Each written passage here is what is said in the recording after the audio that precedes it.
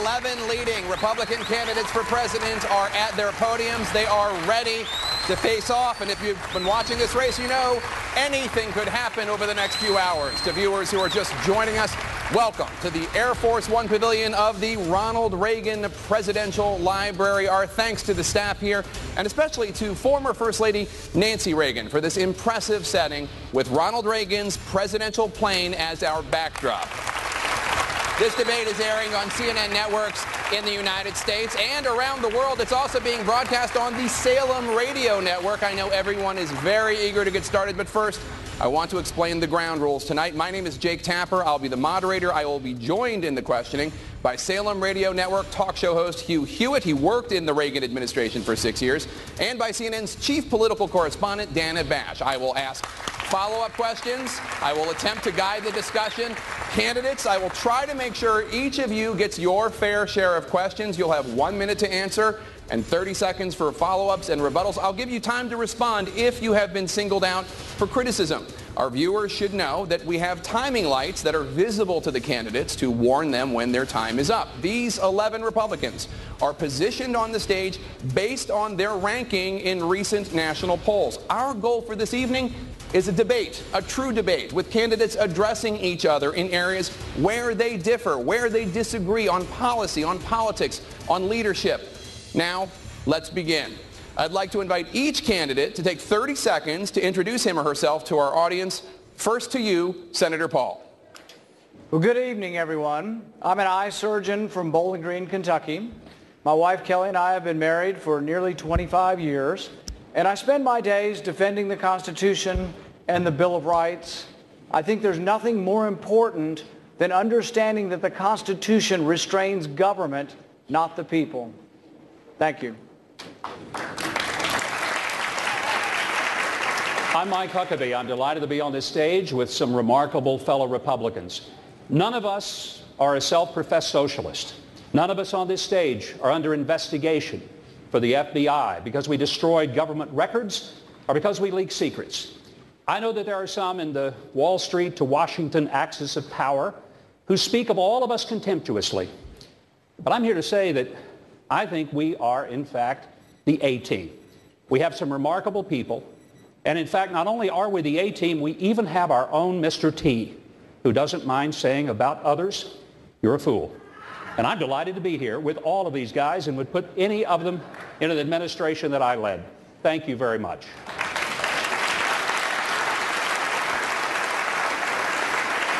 Thank you. My name is Marco Rubio. I'm from Florida.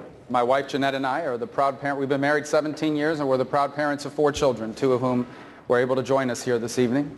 I'm honored to be here at the Reagan Library, at a place that honors the legacy of a man who inspired not just my interest in public service, but also our love for country. And I'm also aware that California has a drought, and so that's why I made sure I brought my own water. Senator Cruz? I'm Ted Cruz. I'm the son of an Irish-Italian mom and a Cuban immigrant dad who fled oppression and came to America seeking freedom.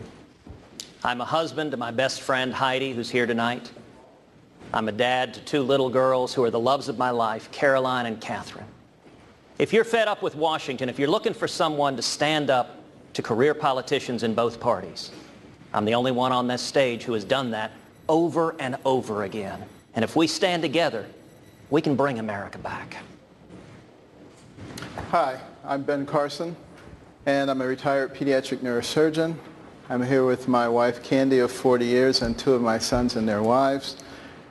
I stress the pediatric part of my career because the reason that I've gotten involved in this race is because I'm very concerned about the future of our children. And the direction of our country is one that does not portend well unless we, the people, intervene and retake our rightful place at the pinnacle. And I just want to make it clear that I'm grateful to be here with all of you again and welcome the addition of Carly Fiorina as well.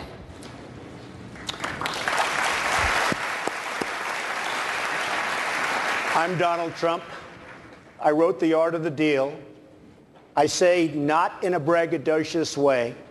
I've made billions and billions of dollars dealing with people all over the world, and I want to put whatever that talent is to work for this country. So we have great trade deals. We make our country rich again. We make it great again. We build up our military. We take care of our vets. We get rid of Obamacare. And we have a great life all together. Thank you. Thank you.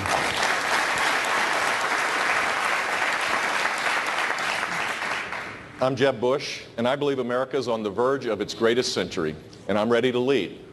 I'm a committed conservative reformer that cut taxes, that balanced budgets, that took on the special interests in Florida, and we won. I look forward to talking tonight about how we can fix a broken Washington, D.C., and create an environment where people can rise up again in this great country. Thank you.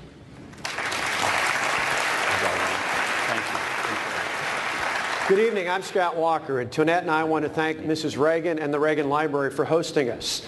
You see, in my lifetime, the greatest president was a governor from California. Ronald Reagan knew how to go big and go bold. He understood the essence of moving this country forward, and that's what I did when I took on the status quo in my state and the Washington-based special interest. Now more than ever, America needs a leader who will go big and bold again, someone who's been tested. I'm ready to be that leader. Thank you.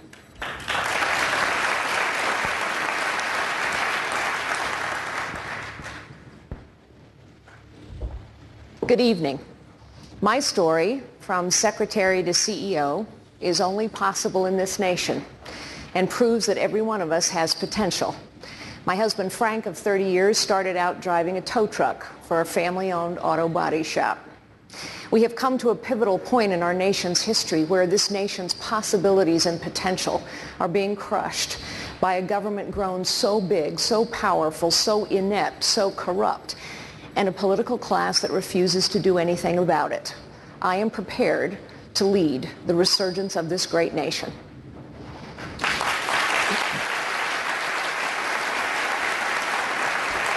Well, I'm John Kasich, the governor of Ohio. Emma and Reese, my children, and Karen, love you girls. Thanks for watching tonight. By the way, I think I actually flew on this plane with Ronald Reagan when I was a congressman, and his goals and mine really pretty much the same.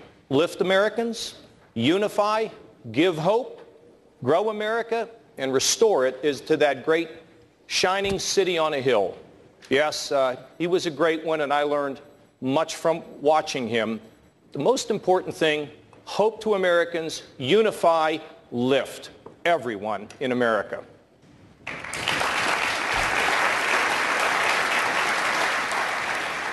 Hi, my name is Chris Christie, and I'd like you to take the camera off me and put it on the audience, because I'd like to ask all of you, how many of you, raise your hand, believe that in today's Barack Obama America, your children will have a better life than you've had? You see, that's why I'm running for president, because leadership is not about me, it's about our country. And what we talk about tonight is not about us, it's about the people in the audience tonight. Because in 7 short years, this president has stripped away their trust and their faith and their belief that the next generation will have a better life. He's stolen that from us, and when I'm president, I'm going to take it back.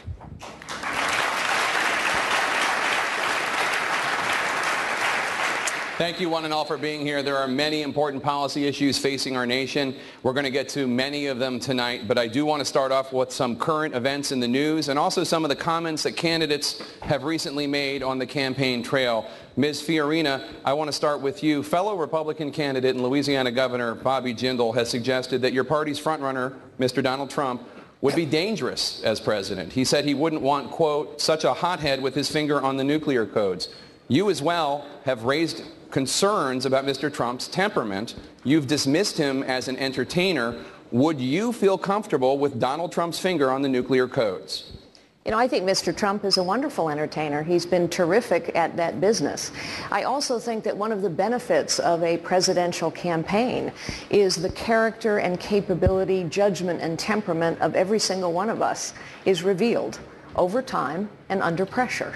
All of us will be revealed over time and under pressure. I look forward to a long race.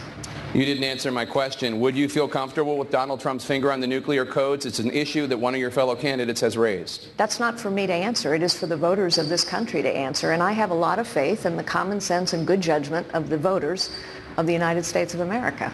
Mr. Trump? Well, First of all, Rand Paul shouldn't even be on this stage. He's number 11. He's got 1% in the polls, and how he got up here, there's far too many people. Anyway, as far as temperament, and we all know that, as far as temperament, I think I have a great temperament. I built a phenomenal business with incredible, iconic assets, one of the really, truly great real estate businesses. And I may be an entertainer because I've had tremendous success with #1 bestsellers all over the place, with The Apprentice and everything else I've done. But I will tell you this, what I am far and away greater than an entertainer is a businessman. And that's the kind of mindset this country needs to bring it back. Because we owe $19 trillion right now, $19 trillion. And you need this kind of thinking to bring our country back. And believe me, my temperament is very good, very calm, but we will be respected outside of this country. We are not respected now. Mr. Senator Paul, your name has been invoked. I kind of have to laugh when I think, sounds like a non sequitur. He was asked whether or not he would be capable and it would be in good hands to be in charge of the nuclear weapons, and all of a sudden there's a sideways attack at me. I think that really goes to the judgment. Do we want someone with that kind of character, that kind of careless language to be negotiating with Putin? Do we want someone like that to be negotiating with Iran? I think really there's a sophomoric quality that is entertaining about Mr. Trump. But I am worried. I'm very concerned about having him in charge of the nuclear weapons, because I think his response, his visceral response to attack people on their appearance, short, tall, fat, ugly, my goodness, that happened in junior high. Are we not way above that? And would we not all be worried to have someone like that in charge of the nuclear arsenal? Mr. Trump? I never attacked him on his look, and believe me, there's plenty of subject matter right there. That I can tell you. But Jake, I want to give Mr. Trump. Mr. Trump, I want to give you another chance. Mr. Trump, I want to give you a chance to respond to something that your rival to your left, Governor Bush, said. Governor Bush told me last week, when I read him the quote from Governor Jindal, that he agrees you're not a serious candidate. Tell Governor Bush why you are a serious candidate and what your qualifications are to be commander-in-chief. I've actually been in politics all my life, although I've been on that side as opposed to this side. I'm now a politician for about 3 months. Obviously, I'm doing pretty well. I'm #1 in every polls by a lot. But the qualification is that I've dealt with people all over the world, been successful all over the world. Everything I've done virtually has been a tremendous success. When markets changed, when things turned, I heard Governor Pataki, who, by the way, was a failed governor in New York, a very seriously failed. He wouldn't be elected dog catcher right now. I heard what he had to say. And I will tell you this. Atlantic City, I made a tremendous amount of money in Atlantic City. I left 7 years ago. I've gotten great credit for my timing, and that's what I'm all about. I'm a businessman, did really well, and Jeb, what I want to do is put that ability into this country to make our country rich again. And I can do that, and I'm not sure that anybody else in the group will be able to do that. Governor Bush, would you be comfortable with Donald Trump's finger on the nuclear codes? I think the voters will make that determination, but what I know to be true is that the next president of the United States is going to have to fix an extraordinarily difficult situation. This administration, with President Obama and Hillary Clinton, has created insecurity, the likes of which we never would have imagined. There's not a place in the world where we're better off today than 6.5 years ago. And that requires a steadiness. That requires an understanding of how the world works. That requires an understanding and appreciation of American leadership in the world. You can't just, talk about this stuff and insult leaders around the world and expect a good result. You have to do this with a steady hand, and I believe I have those skills. Jake, this is what's wrong with this debate. We're not talking about real issues. And Mr. Trump, we don't need an apprentice in the White House. We don't need an apprentice in the White House. We have one right now. He told us all the things we wanted to hear back in 2008. We don't know who you are or where you're going. We need someone who can actually get the job done. And you talked about business. Well, in Wisconsin, let me finish. Excuse me. No, we talk about in this. Wisconsin, you're losing $2.2 billion right now. You're using I would do so much better than that. Mr. Trump, you're using the talking points of the Democrats. No. And as we all know, that I'm using failed facts. 3 times in 4.5 years when I got elected, because it is working. We balanced the budget. You want to talk about balanced budgets? You took 4 major projects into bankruptcy over and over and over again. You can't take America into bankruptcy. That's what's wrong with the politicians in Washington right now. They think we can take a country into bankruptcy. Every major business leader has used the bank. I never went bankrupt, by the way, as you know, everybody knows. But out of hundreds of companies, hundreds of deals, I've used the law 4 times, made a tremendous thing. I'm in business. I did a very good job. But I will say this, and people are very, very impressed with what I've done, the business people. But when the folks of Iowa found out the true facts of the job that you've done in Wisconsin, all of a sudden you tubed. He was number 1. Now he's number 6 or 7 in the poll. So, look, we brought it out. You were supposed to make $1 billion in the state. You lost 2.2. You have right now a huge budget deficit. That's not a Democratic point. That's a point. That's a fact. And when the people of Iowa found that out, I went to number 1, and you went down the tubes. Governor Walker? Yeah, absolutely. I'll take this on. Because this is an issue that's important in this race. Just because he says it doesn't make it true. The facts are the facts. We bounced a $3.6 billion budget deficit. We did it by cutting taxes $4.7 billion to help working families, family farmers, small business owners, and senior citizens. And it's about time people in America stand up and take note of this. If you want someone who can actually take on the special interest of Washington, which you yourself just said you were part of, using the system, we need somebody who's going to stand up and fight for average Americans to put them back in charge of the government. I'm the one who's taking that on. I'll do that as your next president. Let's move on. Jake, a phenomenon going on in the race right now is that the political... Okay, Governor Kasich, go ahead. Listen, you know, if I were sitting at home and watching this back and forth, I'd be inclined to turn it off. I mean, people at home want to know across this country, they want to know what we're going to do to fix this place, how we're going to balance a budget, how we're going to create more economic growth, how we're going to pay down the debt, what we're going to do to strengthen the military. So we've just spent 10 minutes here. We have a lot of issues coming up, But wait a minute, with a lot of ad hominem. Now, I know that it may be buzzing out there, but I think it's important we get to the issues, because that's what the people want, and they don't want all this fighting. Well, a phenomenon going on in this race is that the political outsiders in the race, Dr. Carson, Donald Trump, Carly Fiorina, all together have majority support in the polls. Governor Christie, I want to ask you about something that Dr. Carson said the other day. Dr. Carson said campaigning is easier for him because he's not a politician. He can just tell the truth, therefore, while politicians, quote, have their finger in the air to see and do what is politically expedient. Governor Christie, tell Dr. Carson, is that a fair description of you? Well, I know Ben doesn't think that about me. I'm sure he was talking about one of the other guys, not me. And as far as being an outsider is concerned, let me tell you this, Jake. I am a Republican in New Jersey. I wake up every morning as an outsider. I wake up every morning with a Democratic legislature who's trying to beat my head in and fight me because I'm trying to bring conservative change to a state that needed it desperately. And so everyone can talk up here about their credentials, but the bottom line is every morning I get up, I vetoed 400 bills from a crazy liberal Democratic legislature. Not one of them has been overridden. I vetoed more tax increases than any governor in American history, according to Americans for Tax Reform. What folks want in this country is somebody to go down there and get the job done. And that's exactly what I'll do. So I know this much, that what American people want to hire right now is somebody who believes in them and believes that they are the ones who can fix our country. I will be the vessel through which they can fix this country. But it's not about me. It's about all of you and getting this government off your back and out of your way and letting you succeed. So I know that Ben wasn't talking about me. Look at him smiling at me right now. I know Ben didn't mean it about me. Thank you, Governor Christie. One of these other guys, I'm sure. Dr. Carson, who were you thinking about on this stage when you said that? And be honest, Ben. And more broadly, is experience in government not important for a president to have? Typically, politicians do things that are politically expedient, and they are looking for whatever their particular goal is. That is not the reason that I have gotten into this thing.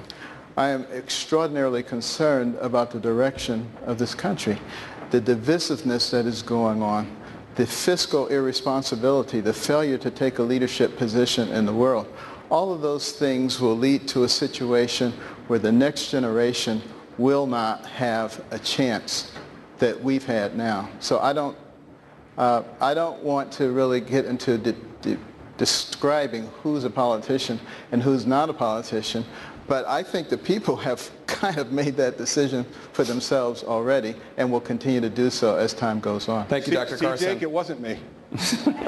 Jake, I'm not quite sure I'll tell you why people are supporting outsiders. It's because you know what happens if someone's been in a system their whole life? They don't know how broken the system is. A fish swims in water, it doesn't know it's water. It's not that politicians are bad people. It's that they've been in that system forever. The truth is 75% of the American people think the government is corrupt. 82% of the American people think these problems that have festered for 50 years in some cases, 25 years, and in other cases, the border's been insecure for 25 years. 307,000 veterans have died waiting for health care. These things have gone on for so long because no one will challenge the status quo. You know what a leader does? They challenge the status quo, they solve problems that have festered for a long time, and they produce results. That is what my whole life has been about.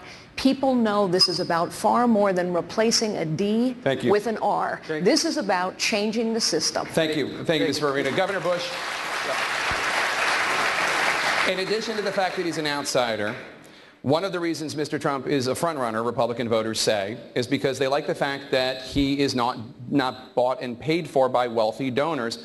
Mr. Trump has repeatedly said that the $100 million you've raised for your campaign makes you a puppet for your donors. Are you? No, absolutely not.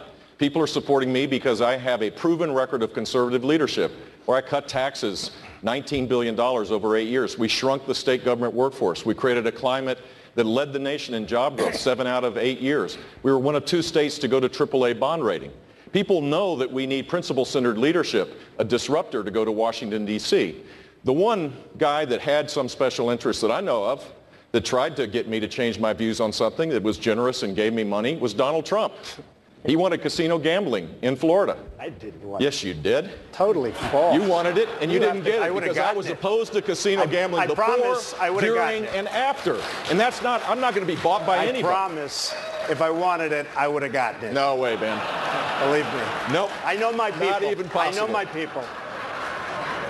Is there anything else you want to say about this? No, I just will tell you that, Jeb made the statement. I'm not only referring to him. A lot of money was raised by a lot of different people that are standing up here. And the donors, the special interests, the lobbyists have very strong power over these people. I'm spending all of my money. I'm not getting any. I turned down so much. I could have right now from special interests and donors, I could have double and triple what he's got. I've turned it down. I've turned down last week $5 million from somebody. So I will tell you, I understand the game. I've been on the other side all of my life, and they have a lot of control over our politicians. And I don't say that favorably, and I'm not sure if there's another system, but I say this, I am not accepting any money from anybody. Nobody has control of me other than the people of this country. I'm going to do the right thing. You got, according to what you said on one of the talk shows, you got Hillary Clinton to go to your wedding because you gave her money. Maybe it works for Hillary Clinton. It doesn't work for anybody on this stage. I was a businessman. I got along with Clinton. I got along with everybody. That was my job, to get along with people. But the simple fact is... Excuse me. 1 second. No. I didn't want to... Donald, you cannot take... More energy tonight. I like that. Look. I was asked the question. I didn't want...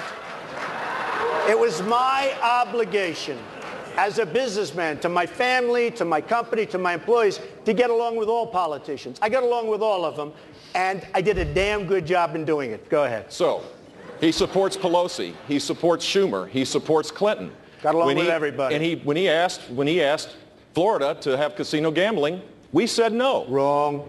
We said no, and that's the simple fact. Don't make things up, Jeb. Don't cut me off. Come on. Don't make things up. Jake, can I say something about that? Sure, Dr. Carson. When I entered this race, all the political pundits said it's impossible. You can't do it because you're not connected with the money.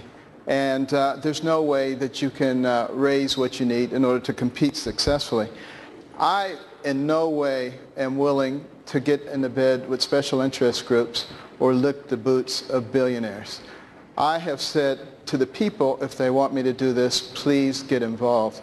And we now have over 500,000 donations, and the money is coming in.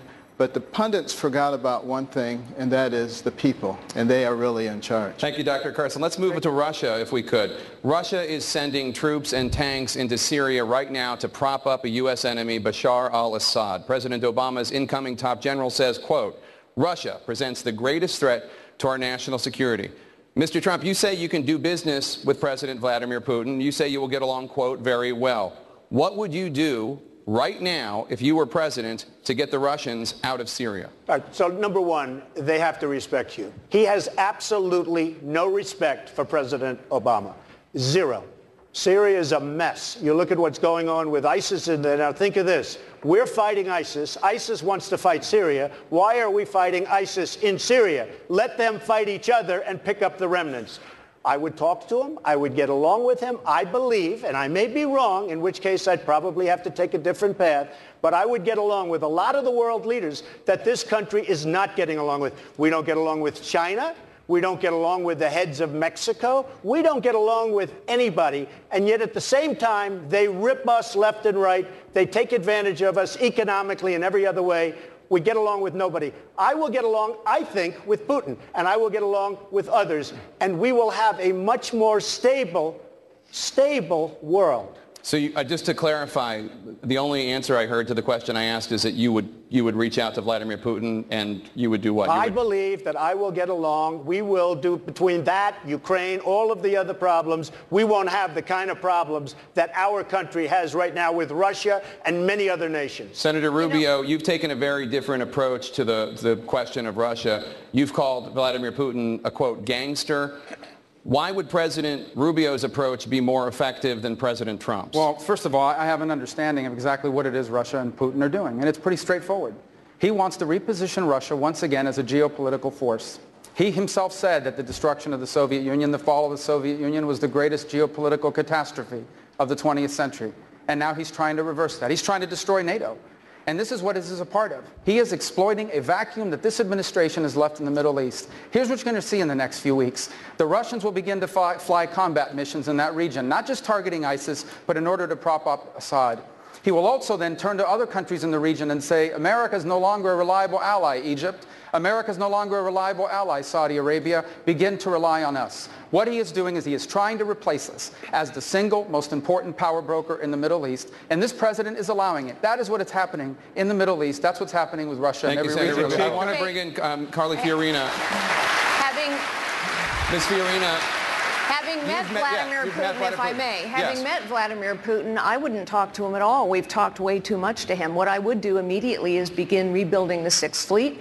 I would begin rebuilding the missile defense program in Poland. I would conduct regular, aggressive military exercises in the Baltic states. I'd probably send a few thousand more troops into Germany. Vladimir Putin would get the message. By the way, the reason it is so critically important that every one of us know General Soleimani's name is because Russia is in Syria right now because the head of the Quds force traveled to Russia and talked Vladimir Putin into aligning themselves with Iran and Syria to prop up Bashar al-Assad. Russia is a bad actor, but Vladimir Putin is someone we should not talk to because the only way he will stop is to sense strength and resolve on the other side, and we have all of that within our control. We could rebuild the Sixth Fleet. I will. We haven't. We could rebuild the missile defense program. We haven't. I will. We could also, to Senator Rubio's point, give the Egyptians what they've asked for, which is intelligence. We could give the Jordanians what they've asked for,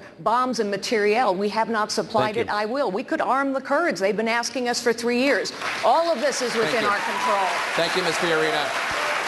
While you brought up the subject of General Soleimani of the Quds forces from Iran, the next president, no matter who he or she may be, will inherit President Obama's Iran deal. Senator Cruz, Governor Kasich says that anyone who is promising to rip up the Iran deal on day one, as you have promised to do, is, quote, inexperienced and, quote, playing to a crowd. Respond to Governor Kasich, please. Well, let me tell you, Jake, the single biggest national security threat facing America right now is the threat of a nuclear Iran. We've seen 6.5 years of President Obama leading from behind. Weakness is provocative, and this Iranian nuclear deal is nothing short of catastrophic. This deal on its face will send over $100 billion to the Ayatollah Khamenei, making the Obama administration the world's leading financier of radical Islamic terrorism. This deal abandons 4 American hostages in Iran, and this deal will only accelerate Iran's acquiring nuclear weapons. You better believe it. if I am elected president on the very first day in office, I will rip to shreds this catastrophic Iranian nuclear deal.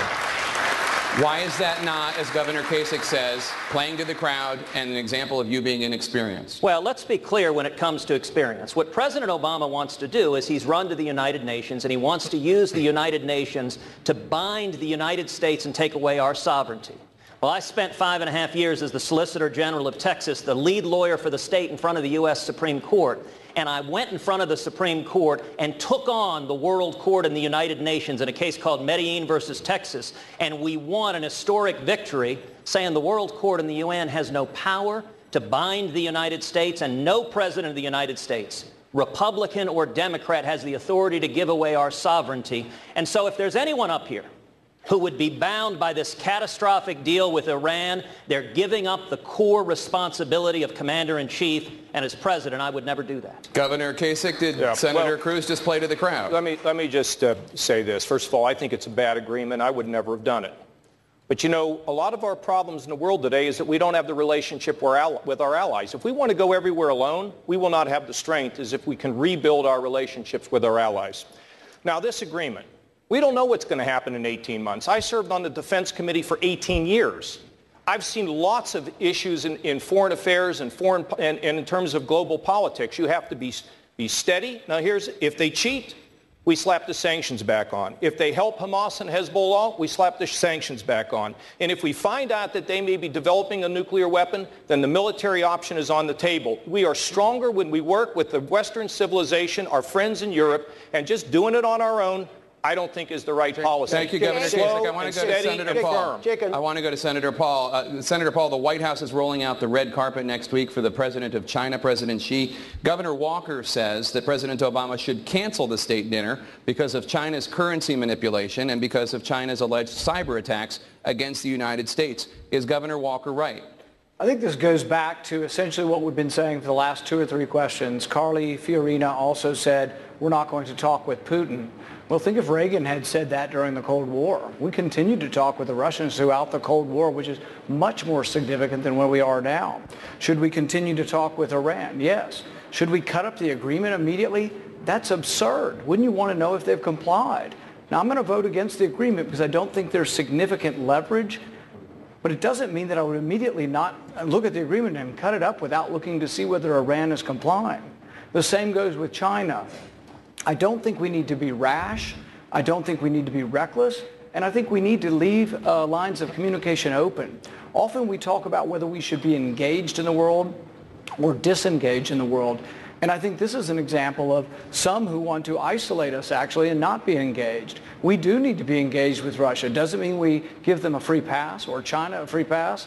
But to be engaged means to continue to talk. We did throughout the Cold War, and it'd be a big mistake not to do it. Governor Walker, Senator Paul seemed to suggest that canceling the state dinner would be rash and reckless. No, two parts to that. One on China, one back for a second on Iran.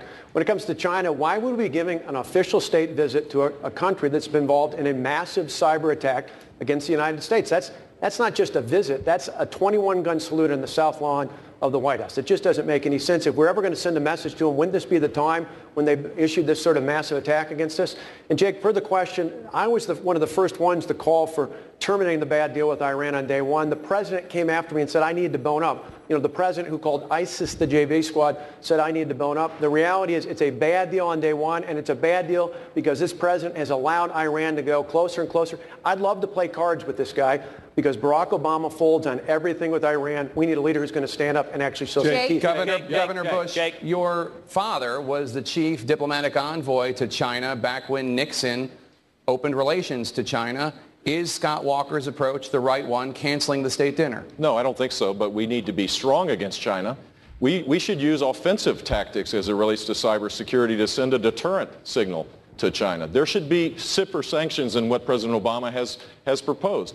There's many other tools that we have without canceling a dinner. That's not going to change anything, but we can be much stronger as it relates to that. And as it relates to Iran, it's not a strategy to tear up an agreement. A strategy would be, how do we confront Iran? And the first thing that we need to do is to reestablish our commitment to Israel, which has been tattered by this administration, and make sure that they have the most sophisticated weapons to send a signal to Iran that we have Israel's back. If we do that, it's going to create a healthier deterrent effect than anything else I can think of. I want to turn to Governor Huckabee, who has been very patient. Somebody had to be 11th, and he is. But I do want to change the subject to the event that you had a meeting. I would certainly love to get in on this. Well, you can use your minute however you want, but I want to ask this question. And I'm going to just say this about Iran. All right, sir, go ahead. Because I think it is incredibly important. This is really about the survival of Western civilization. This is not just a little conflict with a Middle Eastern country that we've just now given over $100 billion to. The equivalent in U.S. terms is $5 trillion. This threatens Israel immediately. This threatens the entire Middle East, but it threatens the United States of America. And we can't treat a nuclear Iranian government as if it is just some government that would like to have some power. This is a government that for 36 years has killed Americans. They've kidnapped Americans. They've maimed Americans. They have sponsored terrorist groups, Hamas and Hezbollah.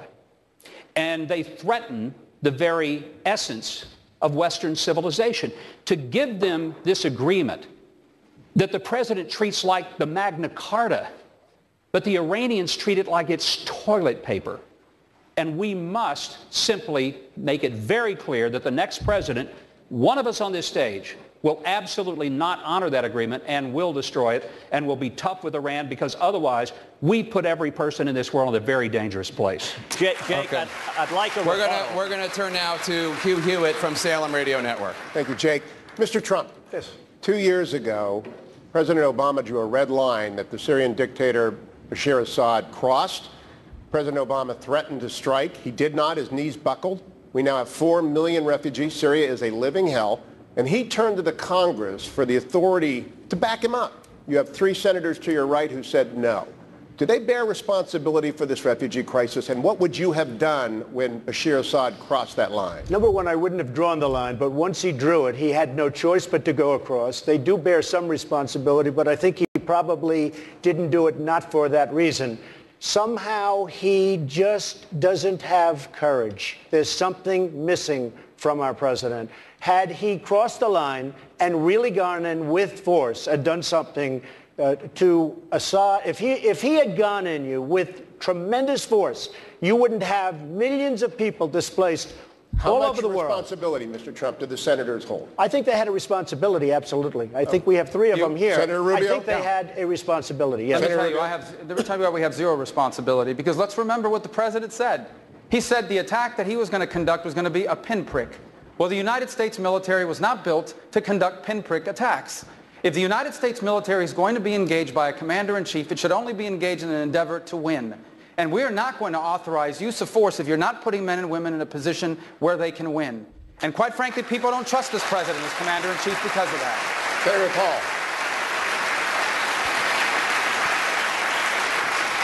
I think this gets to the point of wisdom on when we should intervene and when we shouldn't. Had we bombed Assad at the time, like President Obama wanted, like Hillary Clinton wanted, and like many Republicans wanted, I think ISIS would be in Damascus today. I think ISIS would be in charge of Syria had we bombed Assad. Sometimes both sides of a civil war are evil, and sometimes intervention makes us less safe. This is the real debate we have to have in the Middle East. Every time we've toppled a secular dictator, we've gotten chaos, the rise of radical Islam, and we're more at risk. So I think we need to think before we act and know that most interventions, if not a lot of them in the Middle East, have actually backfired on us. Thank you, Senator Paul. I want to turn now to my colleague, Dana Bash. Hold on a second. Jake, he asked me as well. I'd like to actually go ahead, sir. That would be fair. You're right. Respond to You're right. You're the 3rd senator. I think I'm the 1st senator. The number 1 test for use of military force should be the vital national security interest of the United States. The reason why I opposed President Obama bombing Syria is because he couldn't answer the question, what do you do if chemical weapons end up in the hands of radical Islamic terrorists like al-Nusra, like al-Qaeda, like ISIS? Now, I also want to respond to several of the folks up here who said, we should trust this Iranian deal and see if the Iranians will comply. Anyone who's paying attention to what Khamenei says knows that they will not comply. There's a reason Khamenei refers to Israel as the little Satan, and America is the great Satan. In the middle of negotiating this treaty, Khamenei led the assembled masses in chanting death to America. I'm reminded of a great editorial cartoon. It shows the Ayatollah Khamenei saying death to all Americans. And then it shows John Kerry coming back saying, can we meet you halfway? We need a commander-in-chief who will stand up and protect this country. And I'll tell you, I can't wait to stand on that debate stage with Hillary Clinton and to make abundantly clear, if you vote for Hillary, you are voting for the Ayatollah Khamenei to possess a nuclear weapon. And if you elect me as president, under no circumstances will a theocratic Ayatollah who chants death to America ever be allowed to acquire a nuclear weapon. Thank you, Senator Cruz. Jake, we're going to go to Dana Bash. No. I want to say something about what the senator just said. And then it'll be my turn. Let me suggest to you, we believe that we operate better in the world when our allies work with us. President Bush did it in the Gulf War. We work better when we are unified. Secondly, nobody's trusting Iran. They violate the deal. We put on the sanctions, and we have the high moral ground to talk to our allies in Europe, to get them to go with us. If they don't go with us, we slap the sanctions on anyway. If they fund these radical groups that threaten Israel and all the West, then we should rip up the deal and put the sanctions back on. And let me make it clear. If we think they're getting close to developing a nuclear weapon and we get that information, you better believe that I would do everything in my power as the commander-in-chief to stop them having a nuclear weapon. We can have it, and we can have our allies, and we can be strong as a country, and we can project across this globe with unity, not just doing it alone. That is not what gets us where we want to get as a nation. Senator Cruz. Jake, there is no more important topic in 2016 than this topic right here. And I've listened to several folks saying, well, gosh, if they cheat, we'll act. We won't know. Under this agreement, there are several facilities in Iran they designate as military facilities that are off limit altogether. Beyond that, the other facilities, we give them 24 days notice before inspecting them. That is designed to allow them to hide the evidence. And most astonishingly, this agreement trusts the Iranians to inspect themselves. That makes no sense whatsoever. And let me note, President Obama is violating federal law by not handing over the side deals, and we ought to see the United States Congress stand up together and say, hand over this treaty and protect this country. Thank you, Senator. I want to turn back to Governor Huckabee. Governor Huckabee, last week you held a rally for a county clerk in Kentucky who was jailed for refusing to issue marriage licenses to same-sex couples, as I don't need to tell you. You've called what happened to Kim Davis, that clerk, an example of the criminalization of Christianity. There are several people on the stage who disagree with you. Governor Bush, for example, says that that clerk is sworn to uphold the law. Is Governor Bush on the wrong side of the criminalization of Christianity? No, I don't think he's on the wrong side of such an issue. Jeb is a friend. I'm not up here to fight with Jeb or to fight with anybody else. But I am here to fight for somebody who is a county clerk elected under the Kentucky Constitution that 75% of the people of that state had voted for, that said that marriage was between a man and a woman. The Supreme Court, in a very, very divided decision, decided out of thin air that they were just going to redefine marriage.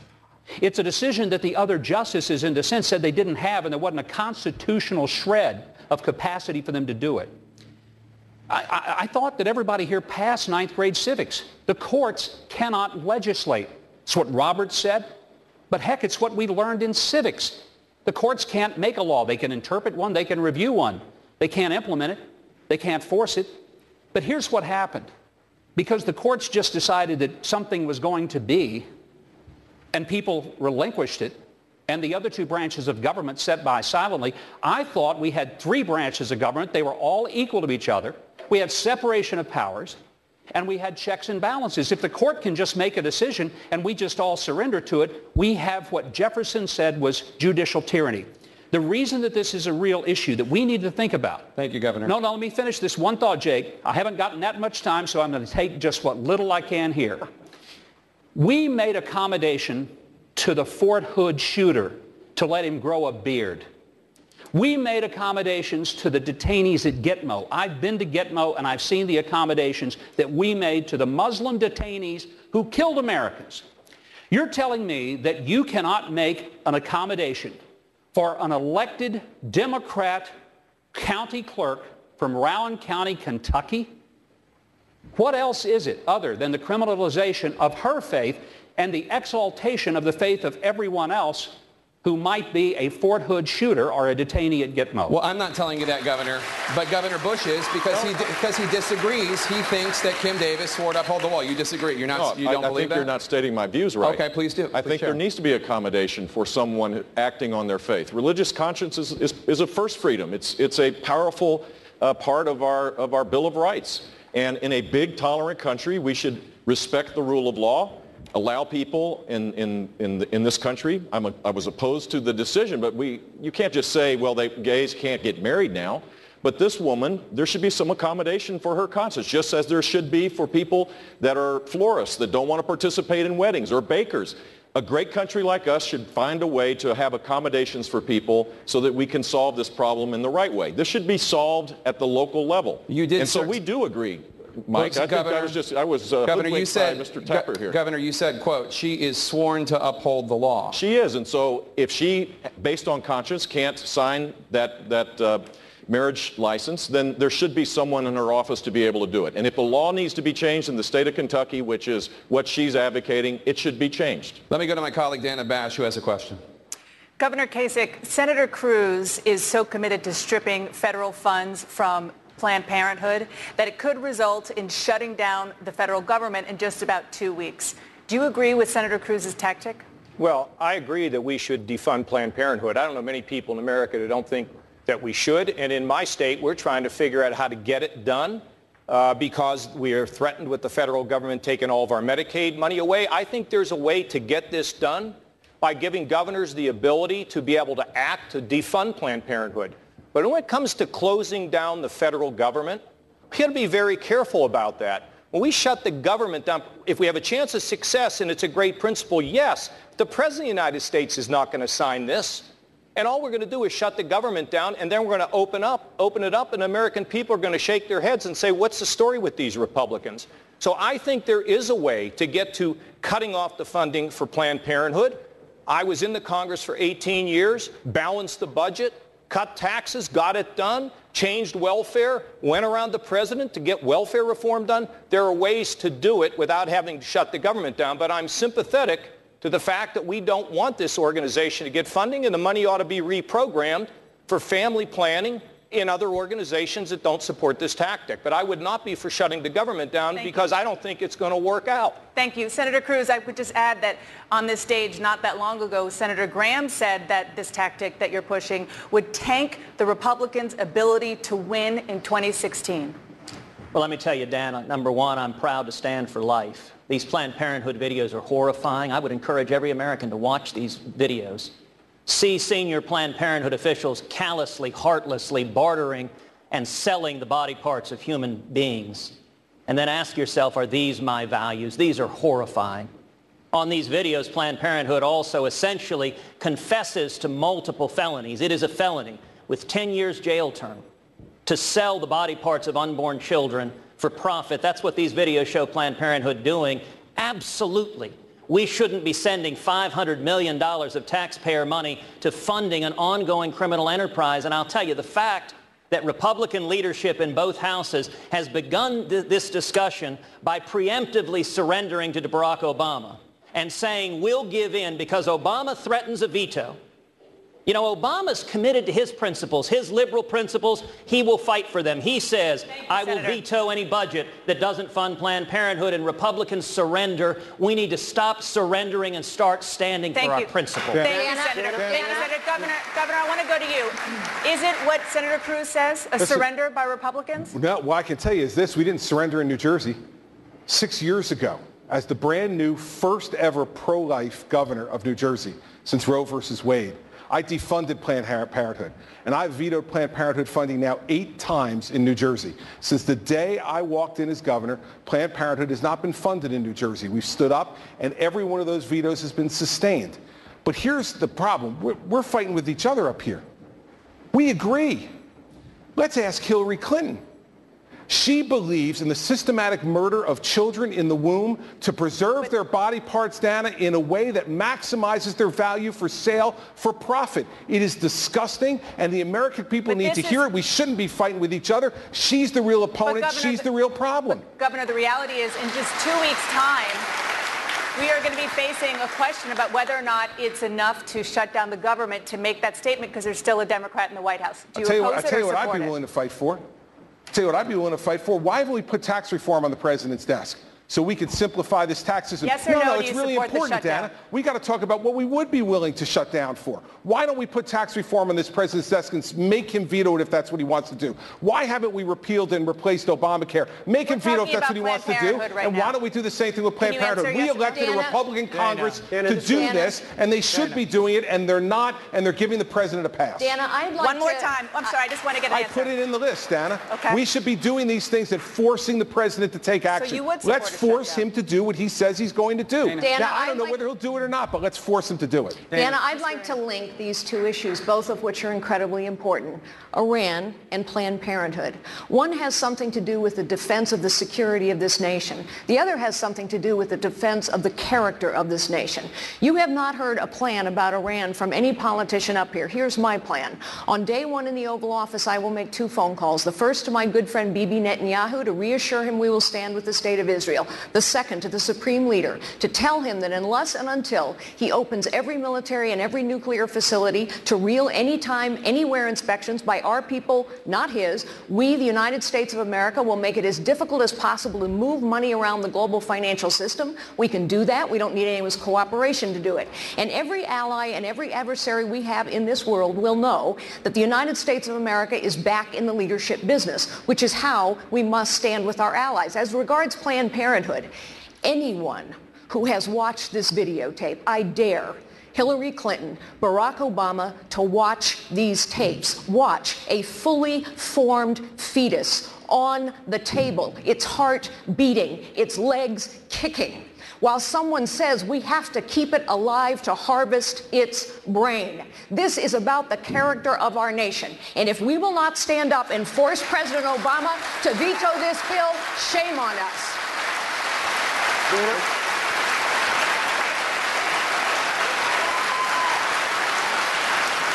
Dana? I want to continue on the subject. Governor Bush, you recently said while discussing Planned Parenthood, quote, "You're not sure we need $500 million for women's health issues." Now, you since said that you misspoke. You didn't mean to say women's health issues, but Donald Trump said that quote, that comment, which Hillary Clinton did seize upon immediately, will haunt you the same way Mitt Romney's 47% video haunted him. Tell Donald Trump why he's wrong. Well, he's wrong on a lot of things, but on this he's wrong because I'm the most pro-life governor on this stage. I got to act on my core beliefs. It's part of who I am. Life is a gift from God, and from beginning to end, we need to respect it and err on the side of life. And so I defunded Planned Parenthood. We created a climate where parental notification took place. We were the only state to fund crisis pregnancy centers with state monies. We were totally focused on this, and I would bring that kind of philosophy to Washington, D.C. So here's a solution to this. Title 10 of the HHS funding, there's something that was called the Reagan Rule. It was passed in 1988.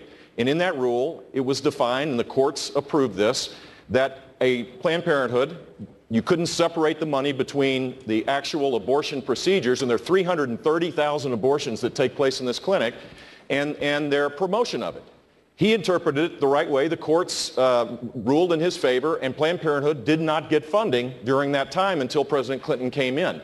When I'm elected president, we will restore that interpretation of Title 10, and this deal will be finished. Thank you, Governor Bush. Donald Trump, let me just the quote was, I'm not sure we need $500 million for women's health issues. He said he misspoke. You said that that's going to haunt him. Why do you think that? I think it's a terrible statement. I think it's going to haunt him absolutely. He came back later and he said he misspoke. There was no question because I heard when he said the statement. I was watching and he said the statement and I said, wow, I can't believe it.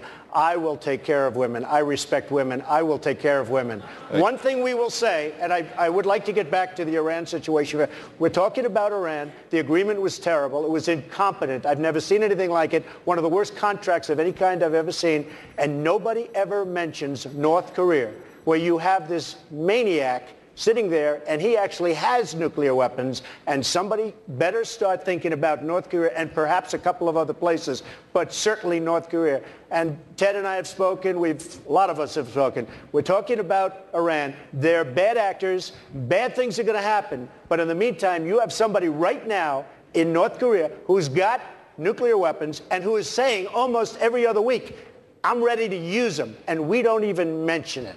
Governor Bush? There are 13,000 community-based organizations that provide health services to women. 13,000 in this country. I don't believe that Planned Parenthood should get a penny from the federal government. Those organizations should get funding, just as I increased funding when I was governor of the state.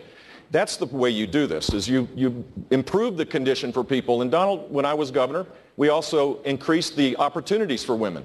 Women's income grew 3 times faster than national average when I was governor. So why did you say it? Why did you say it? I know, but why did you say it? I heard it myself. Why did you say child support. We increased child support. You said you're going to cut funding for women's health issues. You said it. Record. I have a proven except you record. said it. I want to. We're going to get to. Jake, just one more. There's something bigger to this. Now, I'm like some of the other governors here. I defunded Planned Parenthood 4.5 years ago in a blue state. But it's bigger than that. We did that in a blue state. We took the money and put it in the women's health.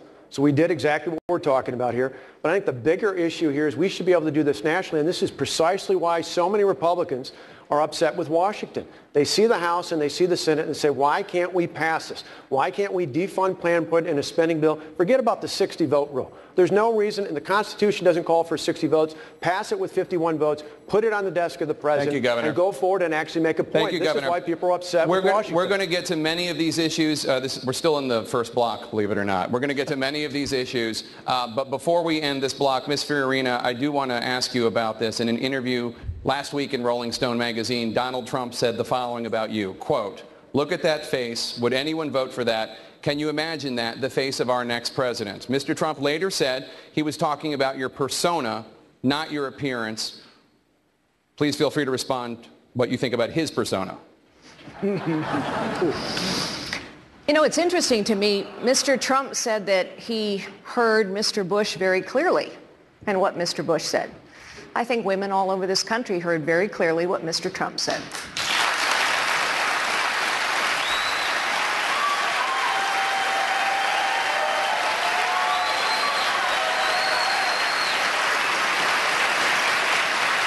I think she's got a beautiful face, and I think she's a beautiful woman. All right, on that note, in less than 2 minutes, we're going to take a very quick break. In less than 2 minutes, the most contentious issue on the campaign trail, and the candidates on the stage are split over how to handle it. That's coming up next. Please give some applause to the candidates.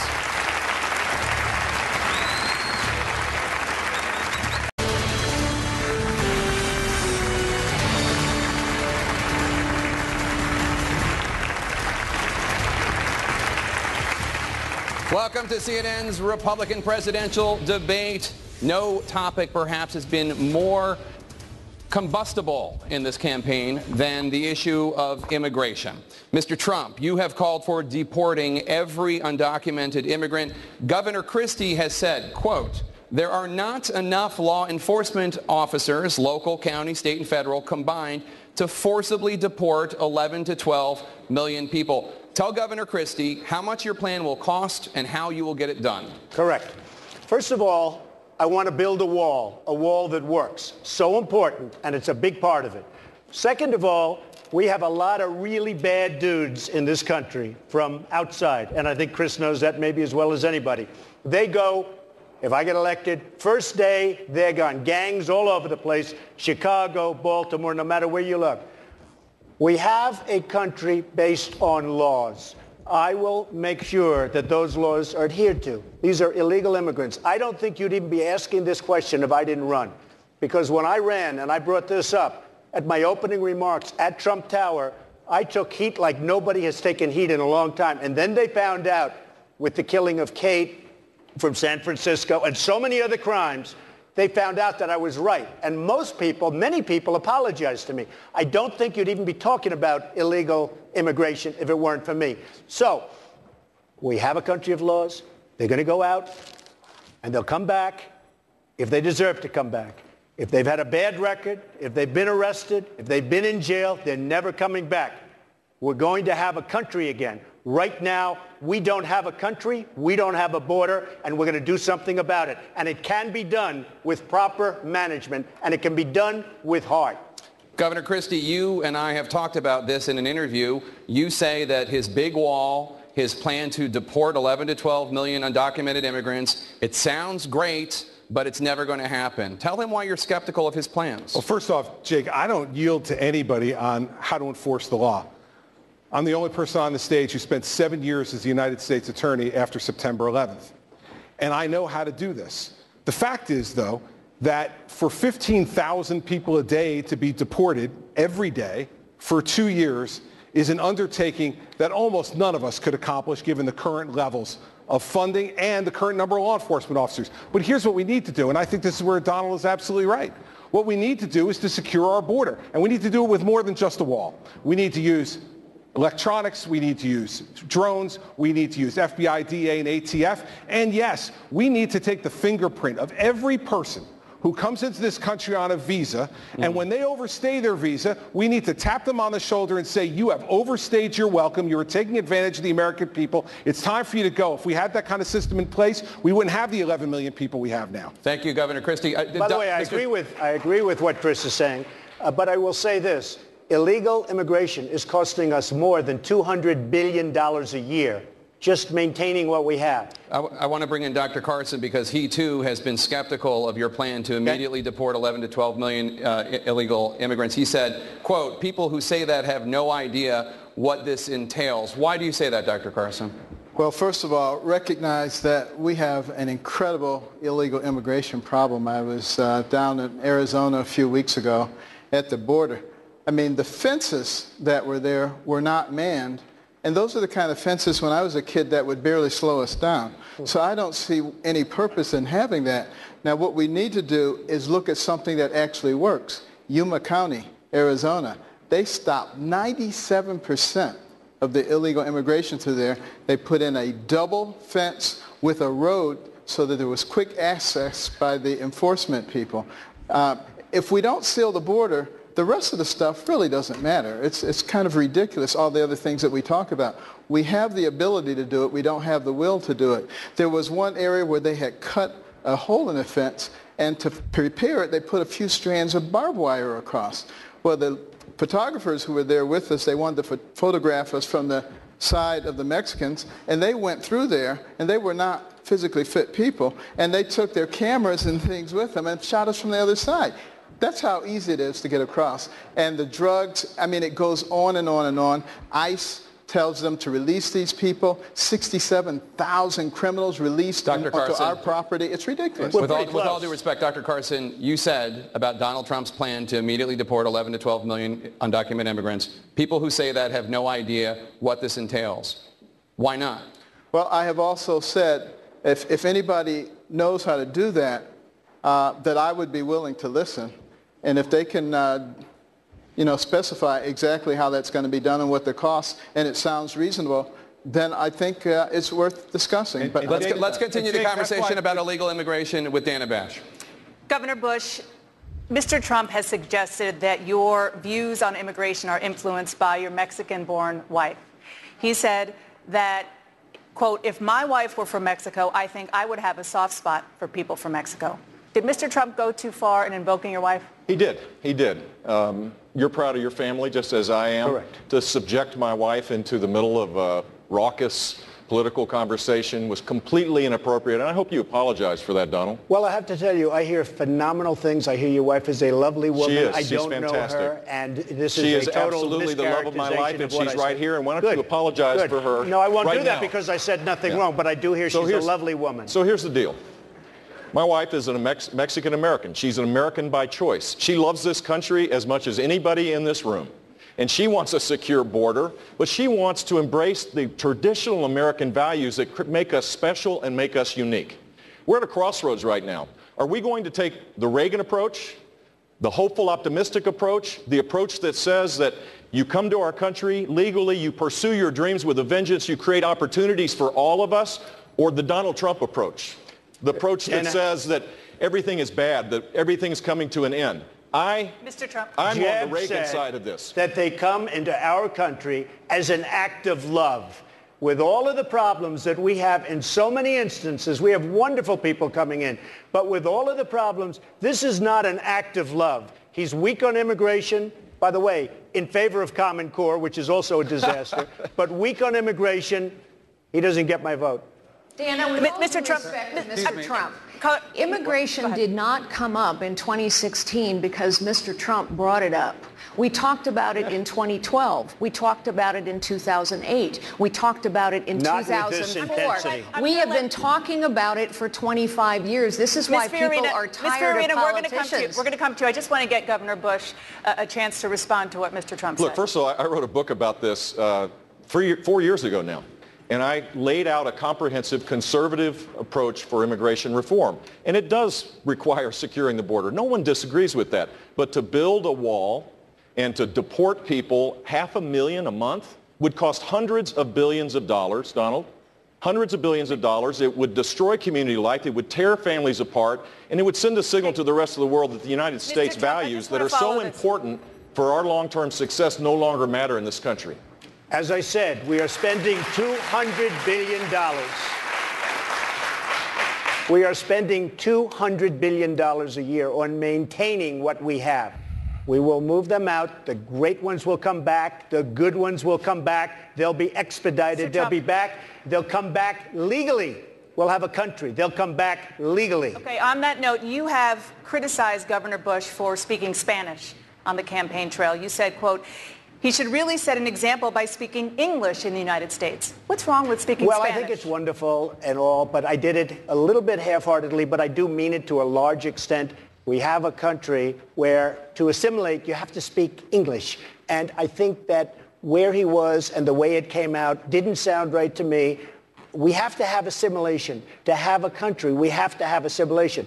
I'm not the first one to say this, Dana. We've had many people over the years, for many, many years, saying the same thing. This is a country where we speak English, not Spanish. Well, I've been speaking English here tonight, and I'll keep speaking English, but the simple fact is if a high school kid asked me a question in Spanish, a school, by the way, a voucher program that was created under my watch, the largest voucher program in the country, where kids can go to a Christian school and they ask me a question in Spanish, I'm going to show respect and answer that question in Spanish, even though they do speak English and even though they embrace American values. This was a reporter, not a high school kid, by the way. Dana, I agree that English is the unifying language of our country and everyone should learn to speak it. It's important. I want to tell you a story about someone that didn't speak English that well. It was my grandfather. He came to this country in the 1960s as escaping Cuba. And he lived with us growing up. And my grandfather loved America. He understood what was so special about this country. He loved Ronald Reagan. He would be very proud of the fact that we're here this evening. My grandfather instilled in me the belief that I was blessed to live in the one society in all of human history where even I, the son of a bartender and a maid, could aspire to have anything and be anything that I was willing to work hard to achieve. But he taught me that in Spanish, because it was the language he was most comfortable in. And he became a conservative even though he got his news in Spanish. And so I do give interviews in Spanish, and here's why. Because I believe that free enterprise and limited government is the best way to help people who are trying to achieve upward mobility. And if they get their news in Spanish, I want them to hear that directly from me, not from a translator at Univision. Thank you, Senator Rubio. Senator Cruz. Senator Cruz. This week, we learned more about Dr. Carson's plan for the 11 to 12 million undocumented immigrants in this country. Dr. Carson proposed giving these undocumented immigrants a 6-month grace period to pay back taxes, then to let them become guest workers, and only to deport people who fail to do that. Not exactly what I said. Well, how would you say it, sir? I was just reading the Wall Street Journal quote, but please tell us. Well, what I said, after we seal the borders, after we turn off the spigot that dispenses all the goodies so we don't have people coming in here, including employment, that people who had a pristine record, we should consider allowing them to become guest workers primarily in the agricultural sphere, because that's the place where Americans don't seem to want to work. That's what I said. And they have a 6-month period to do that. If they don't do it within that time period, then they become illegal. and as illegals, they will be treated as such. Okay, from the horse's mouth. Senator Cruz, does that fit your definition of amnesty? Well, Jake, you know, I'm very glad that Donald Trump's being in this race has forced the mainstream media finally to talk about illegal immigration. I think that's very important. I like and respect Ben Carson. I'll let him talk about his own plans. But I will say this, the natural next question that primary voters are asking after we focus on illegal immigration is, okay, what are the records of the various candidates? And this is an issue on which there are stark differences. A majority of the men and women on this stage have previously and publicly embraced amnesty. I am the only candidate on this stage who has never supported amnesty and, in fact, who helped lead the fight to stop a massive amnesty plan in 2013 when Barack Obama and Harry Reid joined the Washington Republicans in a massive amnesty plan. I stood shoulder to shoulder with Jeff Sessions helping lead the fight. You know, folks here have talked about how do you secure the borders. Well, I've been leading the fight in the Senate to triple the Border Patrol, to put in place fencings and walls, to put in place a strong biometric exit entry system. Thank you, Senator. Senator Rubio, I'm not sure exactly. We'll come back to you in 1 second, sir. Yeah. But Senator Rubio, I'm not sure exactly whose plan he's saying as constitutes amnesty, but I know he has said it about your plan in the past, so I want to give you a chance to respond. Then Dr. Carson will come to you. Okay. Well, let me say that illegal immigration is not an issue I read about in the newspaper. Immigration, illegal immigration, all the good aspects of immigration, and all the negative ones as well, I live with. My family's immigrants. My neighbors are all immigrants. My in-laws are all immigrants. So I've seen every aspect of it. And I can tell you America doesn't have one immigration problem. It has three. First, despite the fact that we are the most generous country in the history of the world on allowing people to come here legally, we have people still coming illegally. Second, we have a legal immigration system that no longer works. It primarily is built on the basis of whether or not you have a relative living here instead of merit. And third, we have 11 or 12 million people, many of whom have been here for longer than a decade, who are already here illegally. And we must deal with all three of these problems. We cannot deal with all three of these problems in one massive piece of legislation. I learned that. We tried it that way. Here's the way forward. First, we must secure our border, the physical border with a wall, absolutely, but we also need to have an entry-exit tracking system. 40% of the people who come here illegally come illegally, and then they overstay the visa. We also need a mandatory E-Verify system. After we've done that, step two would be to modernize our legal immigration system. So you come to America on the basis of what you can contribute economically, not whether or not simply you have a relative living here. And after we've done those two things, I believe the American people will be very reasonable and responsible about what you do with someone who's been here and isn't a criminal. If you're a criminal, obviously you will not be able to stay. Thank you, Senator. Dr. Carson, I want to give you 30 seconds. I'd like you to answer the question. Senator Cruz describes plans such as yours as amnesty. Why is your plan not amnesty? My plan is not amnesty for a number of reasons. Number one, you know, I've talked to farmers, and they said they cannot hire Americans to do the kind of job that I'm talking about. And the second reason is because the individuals who register as guest workers, they don't get the vote, they are not American citizens, and they don't get the rights and privileges of American citizens. So that's key. But the other thing that I want to bring up is I mentioned something earlier, I think it was just sort of glossed over. I talked about the success in Yuma County. I mean, incredible success. And the Department of Justice said, no, we don't want to do that. That's too successful. We don't have to keep reinventing the wheel. All we have to do is look at things that work. All we have to do is use a little common sense. Thank you, Dr. Carson. I want to talk about the issue of birthright citizenship, which has emerged since the first debate as a major issue in this campaign. Mr. Trump, you say that babies born in the United States to undocumented immigrants should not any longer get automatic American citizenship. Ms. Fiorina says that you are pandering on this issue and acting like the politicians that you rail against. What's your message to Ms. Fiorina on birthright citizenship? Well, first of all, the 14th Amendment says very, very clearly to a lot of great legal scholars, not television scholars, but legal scholars, that it is wrong. It can be corrected with an act of Congress, probably doesn't even need that. A woman gets pregnant. She's 9 months. She walks across the border. She has the baby. in the United States and we take care of the baby for 85 years? I don't think so. And by the way, Mexico and almost every other country anywhere in the world doesn't have that. We're the only ones dumb enough, stupid enough to have it. And people, and by the way, this is not just with respect to Mexico. They're coming from Asia to have babies here, and all of a sudden we have to take care of the babies for the life of the baby. The 14th Amendment, it reads properly. You can go, and it's probably going to have to go through a process of court, probably ends up at the Supreme Court, but there are a lot of great legal scholars that say that is not correct. And in my opinion, it makes absolutely we're the only one of the only countries. We're going to take care of those babies for 70, 75, 80, 90 years? I don't think so. Ms. Fiorina, the vast majority of countries do not have birthright citizenship. Donald Trump is right about that.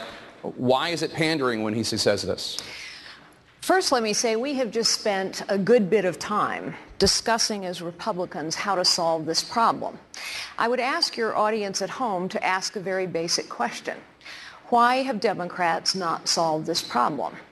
President Obama campaigned in 2007 and 2008 on solving the immigration problem. He entered Washington with majorities in the House and the Senate. He could have chosen to do anything to solve this problem. Instead, he chose to do nothing. Why? Because the Democrats don't want this issue solved. Ms. Fiorina, they want it to be an issue that they can use. As to birthright citizenship, the truth is you can't just wave your hands and say the 14th Amendment is going to go away. It will take an extremely arduous vote in Congress, followed by 2/3 of the states. And if that doesn't work to amend the Constitution, then it is a long, arduous process in court. And meanwhile, what will continue to go on is what has gone on for 25 years. With all due respect, Mr. Trump, we have been talking about illegal immigration for 25 years. San Francisco has been a sanctuary city since 1989. There are 300 of them. And meanwhile, what has happened? Nothing. The border remains insecure. The legal immigration system remains broken. Look, we know what it takes to secure a border. We've heard a lot of great ideas here. Money, manpower, technology, mostly apparently leadership, the kind of leadership that understands how to get results. Thank you, Ms. Fiorina. Mr. Trump, I want to give you a chance to respond. By the way, with Carly on the fact that the Democrats do not want to solve this problem for the obvious reasons, but they do not. But I believe that a reading of the 14th Amendment allows you to have an interpretation where this is not legal and where it can't be done. I've seen both sides, but some of the greatest scholars agree with me without having to go through Congress. If you do go through Congress, you can absolutely solve the problem. Thank you, Mr. Trump. You would stipulate, Mr. Trump, that not everyone agrees with you. That's true, sure. Senator Paul, I want to bring you in. Where do you stand on the issue of birthright citizenship? Well, I hate to say it, but Donald Trump has a bit of a point here. The case that was decided around 1900 was people had a green card, were here legally, and they said that their children were citizens. There's never been a direct Supreme Court case on people who are here illegally, whether or not their kids are citizens. So it hasn't really been completely adjudicated. The 14th Amendment says that those who are here and under the jurisdiction. The original author of the 14th Amendment said on the Senate floor that this was applying to slaves and did not specifically apply to others. All right, Senator Paul, thank you so much. Let's turn to a new topic. We've received a lot of questions on social media about the economy and about jobs. We have two CEOs on stage right now. Ms. Fiorina, you were CEO of Hewlett-Packard. Donald Trump says you, quote, ran HP into the ground. You laid off tens of thousands of people. You got viciously fired. For voters looking to somebody with private sector experience to create American jobs, why should they pick you and not Donald Trump? I led Hewlett-Packard through a very difficult time, the worst technology recession in 25 years. The NASDAQ stock index fell 80%. It took 15 years for the stock index to recover. We had very strong competitors who literally went out of business and lost all of their jobs in the process. Despite those difficult times, we doubled the size of the company. We quadrupled its top-line growth rate. We quadrupled its cash flow. We tripled its rate of innovation. Yes, we had to make tough choices. And in doing so, we saved 80,000 jobs, went on to grow to 160,000 jobs, and now Hewlett-Packard is almost 300,000 jobs. We went from lagging behind to leading in every product category and every market segment. We must lead in this nation again, and some tough calls are going to be required. But as for the firing, I have been very honest about this from the day it happened. When you challenge the status quo, you make enemies. I made a few. Steve Jobs told me that when he called me the day I was fired to say, hey, been there, done that twice. It's also true that the man that led my firing, Tom Perkins, just took out a full-page ad in the New York Times to say he was wrong, I was right, I was a terrific CEO, the board was dysfunctional, and he thinks I will make a magnificent president of the United States. Well, Mr. Trump, why would you be better at creating jobs than Carly Fiorina? Well, let me just explain. The head of the Yale Business School, Jeffrey Sonnenfeld, wrote a paper recently, one of the worst tenures for a CEO that he has ever seen, ranked one of the top 20 in the history of business. The company is a disaster and continues to be a disaster. They still haven't recovered. In fact, today on the front page of the Wall Street Journal, they fired another 25 or 30,000 people saying we still haven't recovered from the catastrophe. When Carly says the revenues went up, that's because she bought Compaq. It was a terrible deal, and it really led to the destruction of the company. Now, one other company before that was Lucent. Carly was at Lucent before that. And Lucent turned out to be a catastrophe also. So I only say this. She can't run any of my companies. That I can tell you. Ms. Fiorina, I want to give you a chance to respond. Jeffrey Sonnenfeld is a well-known Clintonite and honestly had it out for me from the moment that I arrived at Hewlett-Packard. But honestly, Mr. Trump, I find it quite rich that you would talk about this. You know, there are a lot of us Americans who believe that we are going to have trouble someday paying back the interest on our debt because politicians have run up mountains of debt using other people's money. That is, in fact, precisely the way you ran your casinos. You ran up mountains of debt as well as losses using other people's money, and you were forced to file for bankruptcy not once, I never filed not for twice, bankruptcy. 4 times, a record 4 times. Why should we trust you to manage the finances of this nation any differently than you manage the finances of your casinos? Carly, Mr. Trump. I've made over $10 billion. I had a casino company. Caesars just filed for bankruptcy. Chris will tell you, it's not Chris's fault either. But almost everybody in Atlantic City is either in trouble or filed for maybe I'll blame Chris. Well, but Atlantic City is a disaster. Wait a minute, Carly. Wait. I'll let you speak. Atlantic City is a disaster, and I did great in Atlantic City. I knew when to get out. My timing was great, and I got a lot of credit for it. Many of the great business people that you know, and Carl Icahn's going to work with me on making great deals for this country, but whether it's Carl or so many others that we read about all the time, they have used the laws of the land, which are the best. Thank you, Mr. Trump. Governor Christie's name has been invoked. I'd like to give him the 30-second opportunity. Listen, while I'm as entertained as anyone by this personal back and forth about the history of Donald and Carly's career, for the 55-year-old construction worker out in that audience tonight who doesn't have a job, who can't fund his child's education, I got to tell you the truth. They could care less about your careers. They care about theirs. Let's start talking about that on this stage and stop playing the games. John, I'm not done yet, John. A track record of leadership is not a game. It is the issue in this election. Carly, listen, you can interrupt everybody else on the stage. You got to interrupt me. Okay? The fact is that we don't want to hear about your careers back and forth and volleying back and forth about who did well and who did poorly. You're both successful people. Congratulations. You know who's not successful? The middle class in this country who's getting plowed over by Barack Obama and Hillary Clinton. Let's start talking about those issues tonight and stop this childish back and forth between the two of you. Ms. Fiorina, I want to give you... Governor Kasich, I'm coming to you next, but Ms. Fiorina's name was mentioned, and I have to give her the opportunity to respond if she wants it. Well, I thought we had been hearing quite a bit about Governor Christie's record as governor. Actually, I think track records are very important. I completely agree that what's at stake here is the future of this nation and the future of every American. But I do think that a track record of leadership is vital because in the end, this election is about leadership. And let's talk about what leadership is. It's not about braggadocio. It is about challenging the status quo, solving problems, producing results, and the highest calling of leadership is to unlock potential in others. Thank you. Problems have festered in Washington for too long, and the potential of this nation is being crushed. Thank you, Ms. Fiorina. Governor Kasich, I want to come to you. I'm coming to you. I'm coming to you. Let me ask the question. You can use it the time however you want. Okay, Jay. Donald Trump says that the hedge fund guys are getting away with murder by paying a lower tax rate. He wants to raise the taxes of hedge fund managers, as does Governor Bush. Do you agree? No, I don't at this point in terms of changing the incentives for investment and risk-taking. But let's just stop for a second.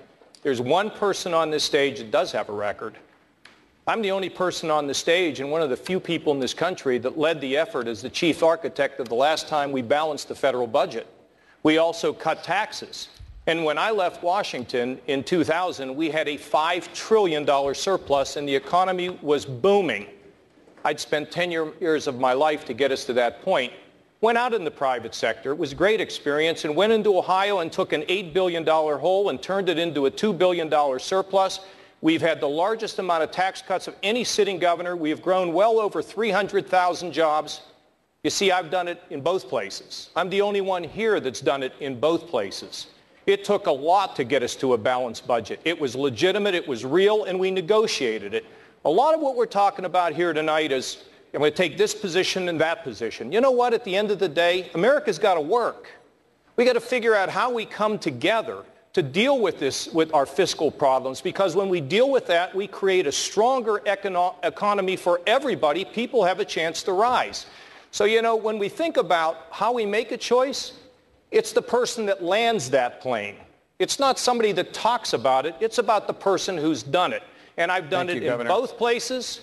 And I did it, including people in the other party, and that's how we were successful, and that's how I will be president, using that experience to drive this country forward. Governor Huckabee, I want to bring you in on the question of hedge fund managers and taxing them. You have said that you are bothered by the fact that hedge fund managers pay such a low tax rate and make 2,500 times what people who work for them make.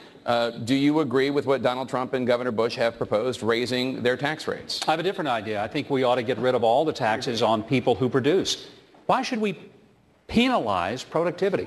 And it's why I'm an unabashed supporter of the fair tax, which would be a tax on our consumption rather than a tax on our productivity. In other words, you're not going to tax anybody for what they earn, whether it's a worker who's working by the hour or whether it's a hedge fund manager. If they can produce something and bring capital and labor to create jobs, we need some jobs.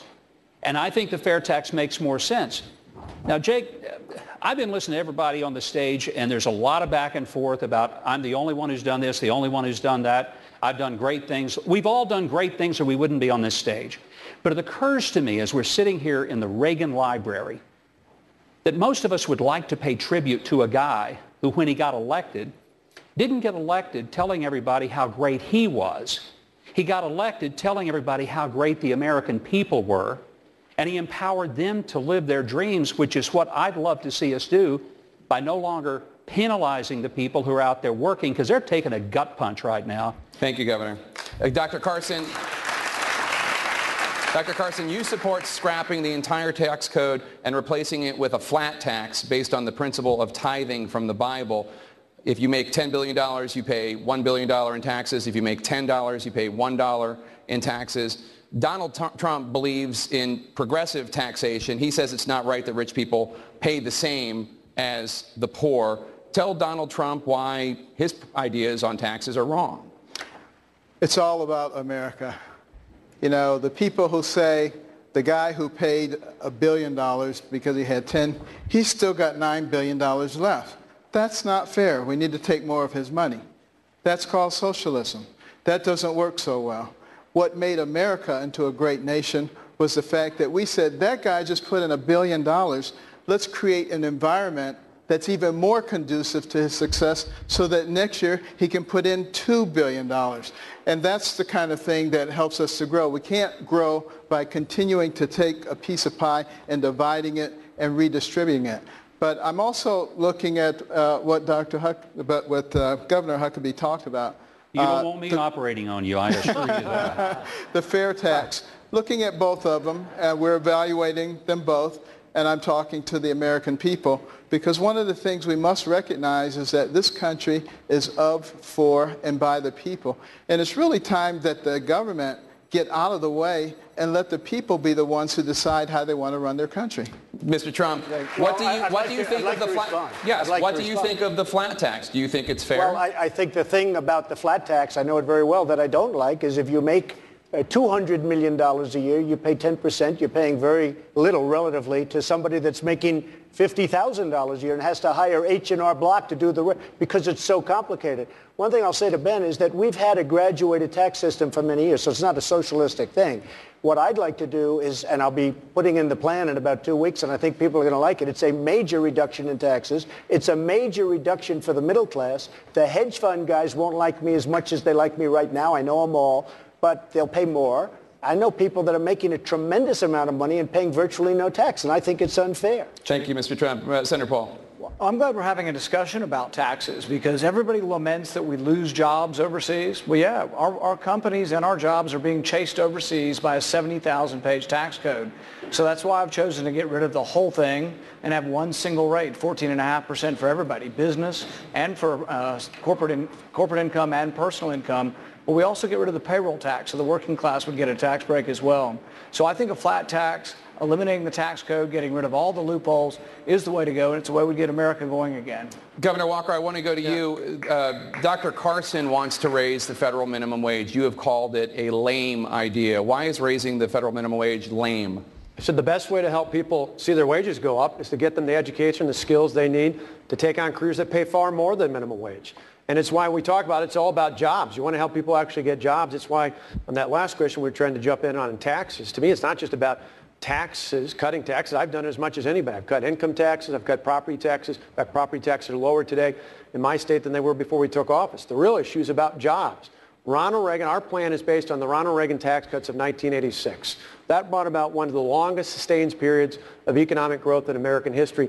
All the things we should be talking about tonight are about how do we create jobs, helping people get the skills and the education and qualifications they need to succeed. That's the way you help people create jobs. It's part of our larger plan to reform the tax code, to cut taxes, to put in place an education system that gives people the skills and education that they need, to put in place an all-the-above energy policy. But you start on day one with repealing Obamacare.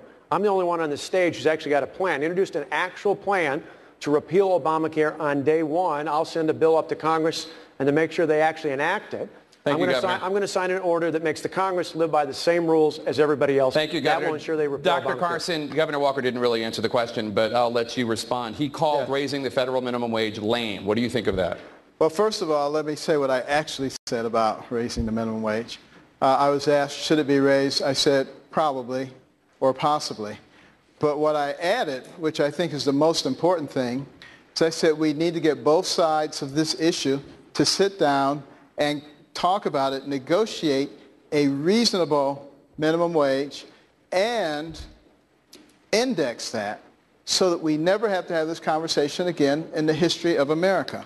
I think we also have to have two minimum wages, a starter and a sustaining, because how are young people ever going to get a job if you have such a high minimum wage that it makes it impractical to hire them? Thank you, Dr. Carson. I want to now turn to Hugh. That issue, because you said I did answer, and I did.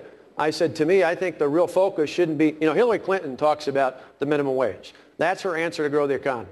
The answer is to get people the skills and the education so they make far more than minimum wage. I don't want to argue about how low things are going to be. I want to talk about how do we lift everyone up in America. That's what Reagan talked about. It wasn't how bad things were. It was how to make it better for everyone.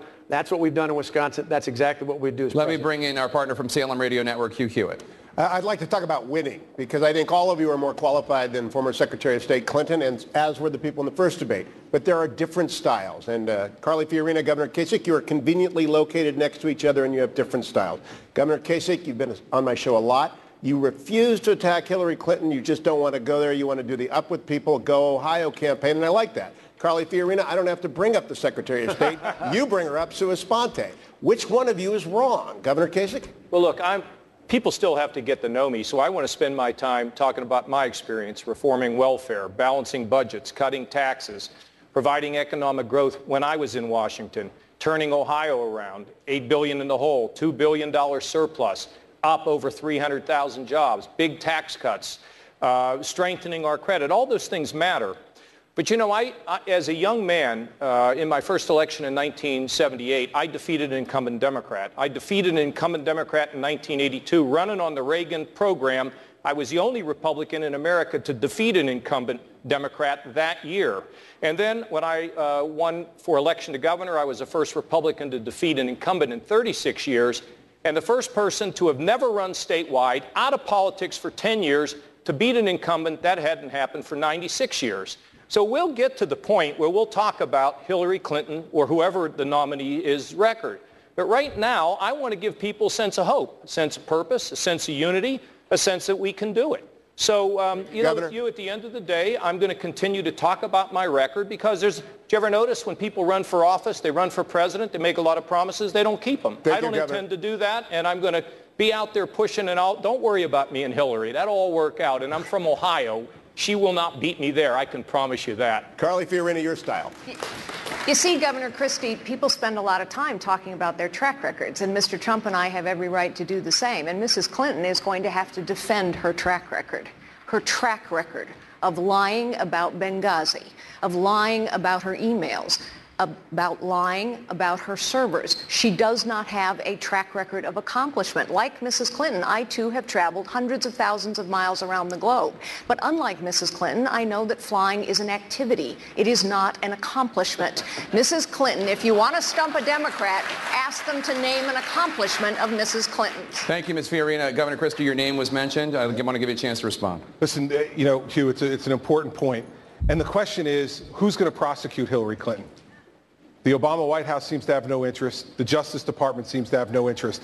I think it's time to put a former federal prosecutor on the same stage with Hillary Clinton, and I will prosecute her during those debates on that stage for the record that we're talking about here. The fact that she had a private email server in her basement using national security secrets running through it could have been hacked by the Russians, the Chinese, or two 18-year-olds on a toot wanting to have some fun.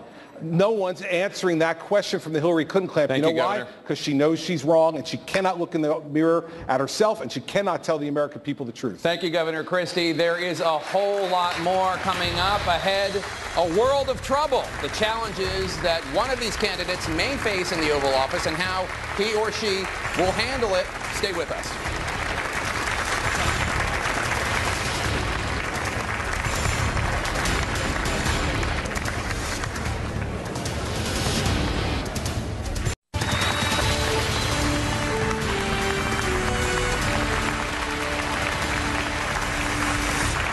Welcome back to CNN's Republican presidential debate. Let's turn to some issues now in foreign policy. Mr. Trump, Senator Rubio said it was, quote, very concerning to him that in a recent interview you didn't seem to know the details about some of the enemies the U.S. faces. Rubio said, if you don't know the answers to those questions, you will not be able to serve as commander-in-chief. Please respond to Senator Rubio. Well, I heard Hugh Hewitt, a nice man. He apologized because he actually said that we had a misunderstanding, and he said today that Donald Trump is maybe the best interview there is anywhere that he's ever done. Now, unless he was just saying that on CNN to be nice, but he did say that. Oh, you're the best interview in America. And we had a legitimate misunderstanding in terms of his pronunciation of a word, but I would say just, well, I think it was. And he actually said that. Did you say that? And so radio makes an interesting thing. Okay, so I will say this, though. You was giving me name after name, Arab name, and there are few people anywhere that would have known those names. I think he was reading them off a sheet. And frankly, I will have, and I told him, I will have the finest team that anybody's put together, and we will solve a lot of problems. You know, right now, they know a lot, and look at what's happening. The world is blowing up around us. We will have great teams and great people. Senator I hope that answers your question. I mean, you are in the Senate, but I hope that answers your question. Well, it does, but then it's the following way. This is an important question. I think if you're running for president, these are important issues, because look around the world today. There is a lunatic in North Korea with dozens of nuclear weapons and a long-range rocket that can already hit the very place in which we stand tonight. The Chinese are rapidly expanding their military. They hack into our computers. They're building artificial islands in the South China Sea, the most important shipping lane in the world. A gangster in Moscow is not just threatening Europe, he's threatening to destroy and divide NATO. You have radical jihadists in dozens of countries across multiple continents, and they even recruit Americans using social media to try to attack us here at home. And now we've got this horrible deal with Iran where a radical Shia cleric with an apocalyptic vision of the future is also guaranteed to one day possess nuclear weapons and also a long-range rocket that can hit the United States. These are extraordinarily dangerous times that we live in.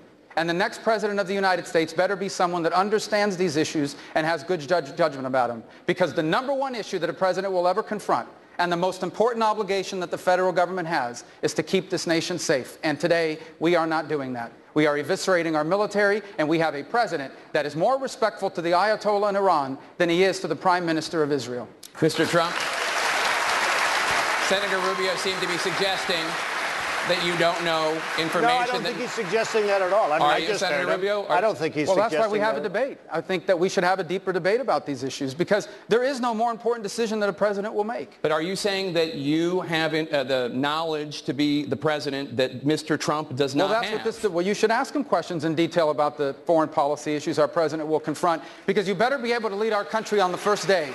Not 6 months from now, not a year from now. On the first day in office, our president could very well confront a national security crisis. You can't predict it. Sometimes you cannot control it. And it is the federal government does all kinds of things it's not supposed to be doing. It regulates bathrooms. It regulates schools that belong to local communities. But the one thing that the federal government must do, the one thing that only the federal government can do, is keep us safe. And a president better be up to date on those issues on his first day in office, or on her first day in office.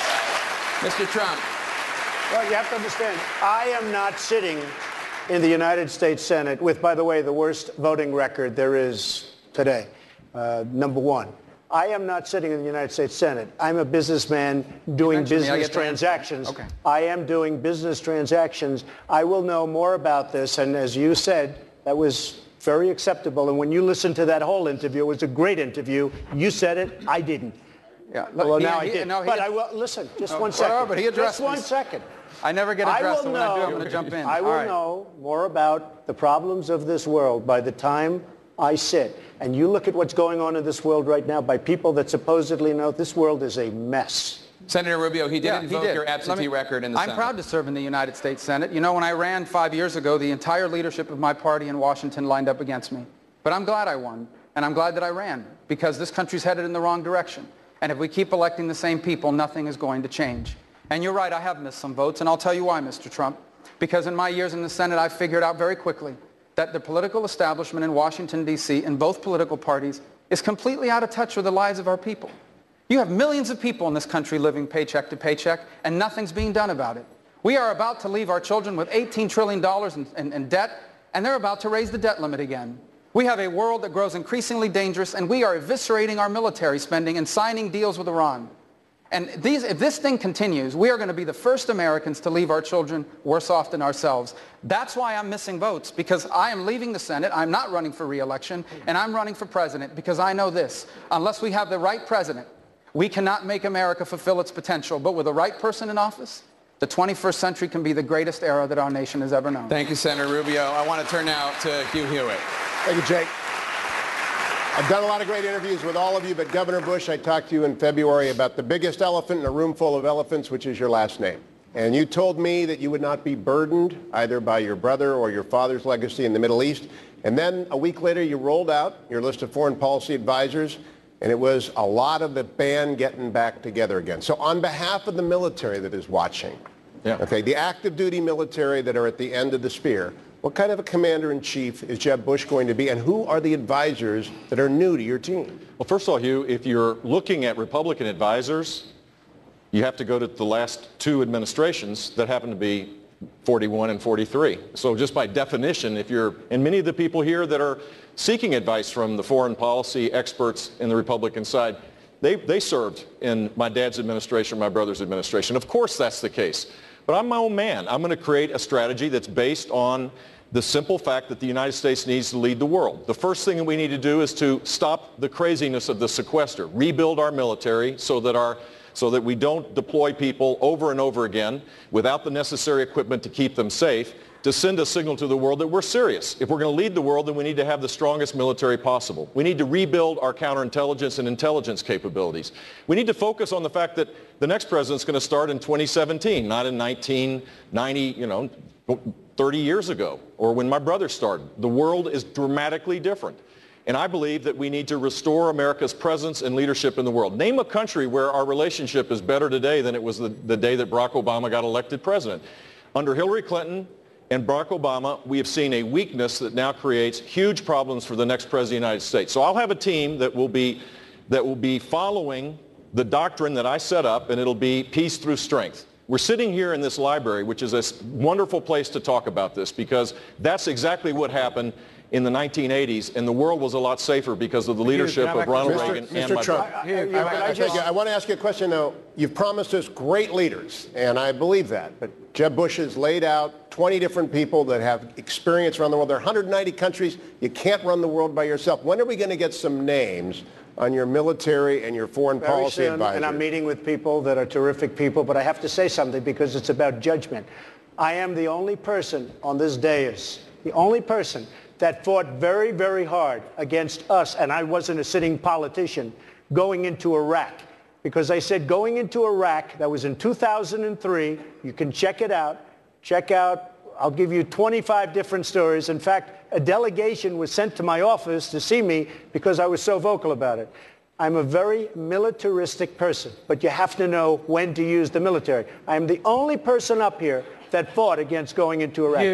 Can I make a response to that? Just excuse me 1 second, Rand, if you don't mind, Rand. You know, you are on the list. You do have your 1%. I would like, and I think it's very important.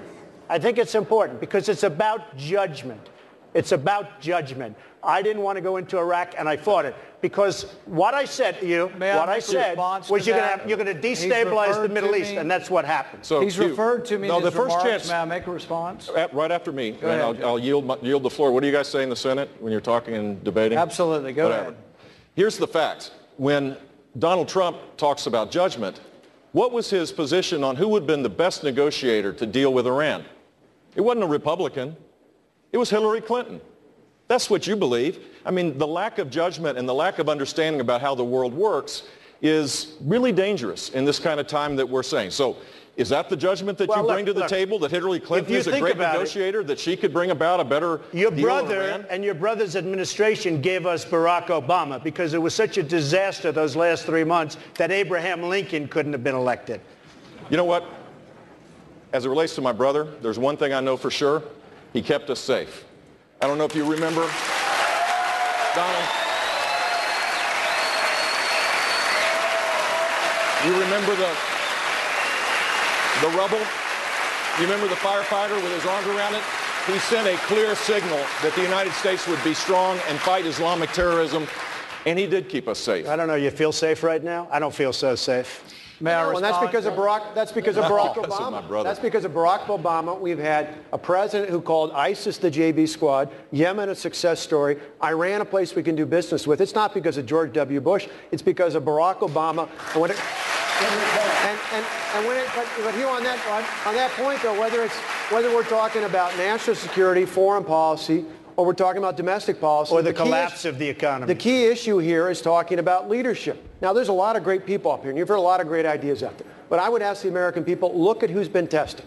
When there were 100,000 protesters in my capital, I didn't back down. When they issued death threats against me and threats against my family, I didn't back down. When they tried to recall me, I didn't back down. And when they made me one of their number one targets last year, I didn't back down. Give me the chance to be your president. Thank you, Governor. I won't back down on any of these issues. Senator Paul. The remark was made that there hadn't been anyone else on the podium opposed to the Iraq War. I've made my career as being an opponent of the Iraq War.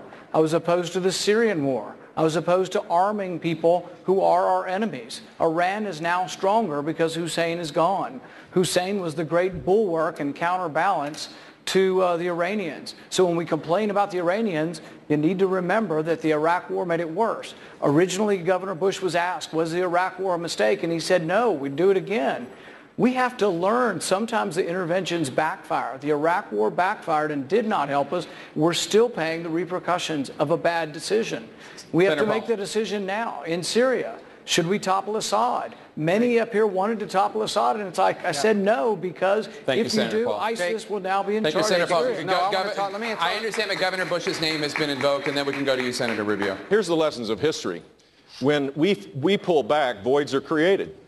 We left Iraq. We should have had a forces agreement to stay there with a small force. And instead of that, we politically and militarily pulled back, and now we have the creation of ISIS. 36 days ago, in this very library, I gave a speech with a comprehensive strategy how to take out ISIS. And it requires American leadership and engagement. We don't have to be the world's policeman, but we certainly have to be the world's leader. We need to make sure that the world knows that we're serious, that we're engaged, that we're not going to pull back, that our word matters. And if we do that, we can create a force that will take out ISIS both in Iraq and in Syria, which will take a lot longer time now because of what President Obama's done by pulling back. I want to go even deeper, and I want to go even deeper in that direction, because I think the belief that somehow by retreating America makes the world safer has been disproven every single time it's ever been tried. Syria is a perfect example of it. The uprising in Syria was not started by the United States. It was started by the Syrian people. And I warned at the time, this was 3.5 years ago, I openly and repeatedly warned that if we did not find moderate elements on the ground that we could equip and arm, that void would be filled by radical jihadists. Well, the president didn't listen. The administration didn't follow through. And that's exactly what happened. That is why ISIS grew. That is why ISIS then came over the border from Syria and back into Iraq. What is happening in that region is the direct consequence of the inability to lead and of disengagement. And the more we disengage, the more airplanes from Moscow you're going to see flying out of Damascus and out of Syria. Thank you, Senator. As you asked earlier today. Dr. Carson. I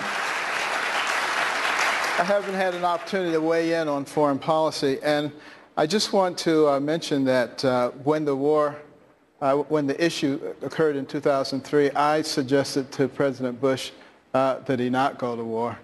Okay, so I just want that on the record. And, you know, a lot of people are very much against us getting involved right now with global jihadism, and they refer back to our invasion of Iraq, and they seem to think that that was what caused it.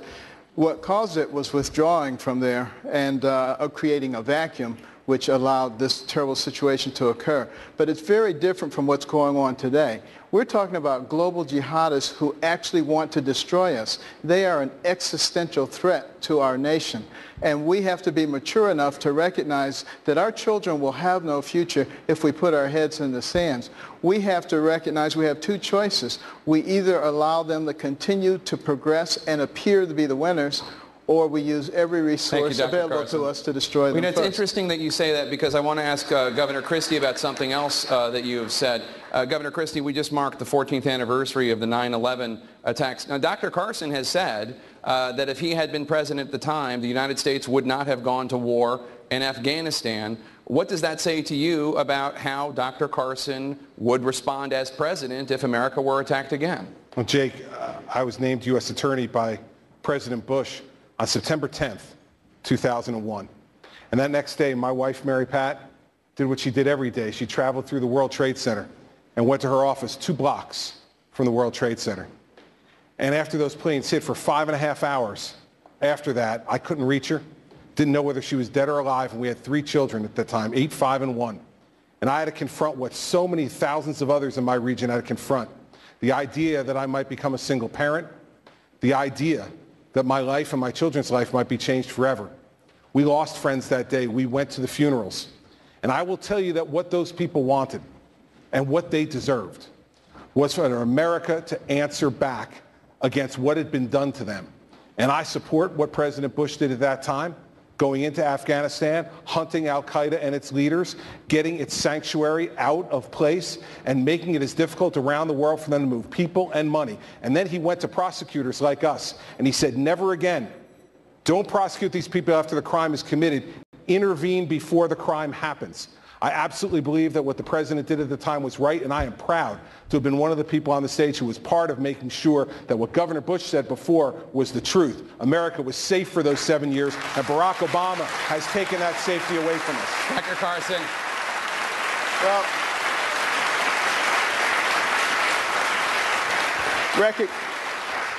recognize that, you know, President George W. Bush was a great friend of ours, and we spent many wonderful days at the White House. I haven't been there in the last 7 years. I'd probably have to have a food tester. But at any rate, you know, I didn't suggest that nothing be done. What I suggested to President Bush is to be Kennedy-esque in the sense that when the Russians got ahead of us in the space race, what we did is use the bully pulpit to galvanize everybody, business, industry, academia, behind a national goal to put a man on the moon and bring him back safely. I said, you can do the same kind of thing. Declare that within 5 to 10 years we will become petroleum independent. The moderate Arab states would have been so concerned about that, they would have turned over Osama bin Laden and anybody else you wanted on a silver platter within 2 weeks. There are smart ways to do things, and there are muscular ways to do things, and sometimes you have to look at both of those to come up with the right solution. Jake, I don't want to say this, Jake, is that while that may have been a fine idea that Dr. Carson had, these people were out to kill us. I stood in that region with my family, and every time a plane went overhead in the weeks after that, people's heads jerked to the sky because they thought it was happening again.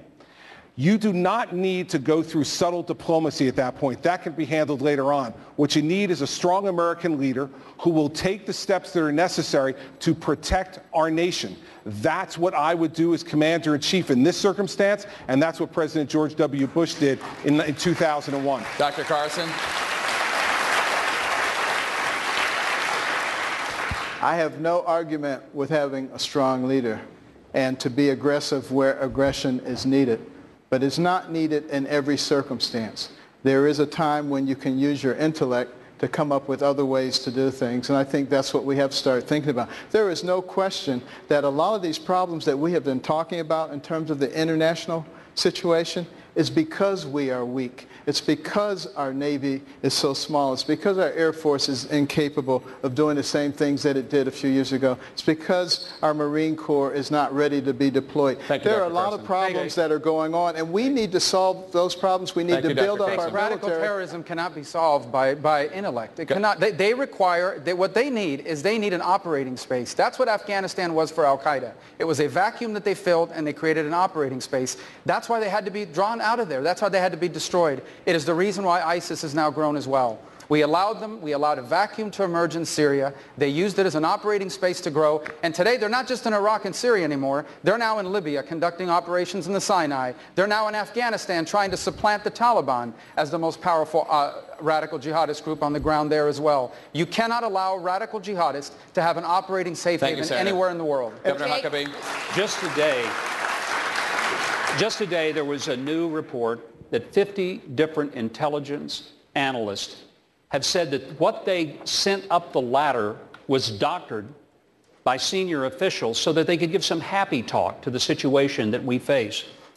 I love the idea of a good intellectual capacity to deal with our enemies, but the fact is if you don't have good intelligence that's reliable and it's honest, you're not going to have good intelligence and you cannot make good decisions. The next president is primarily elected not just to know things, but to know what to do with the things that he knows.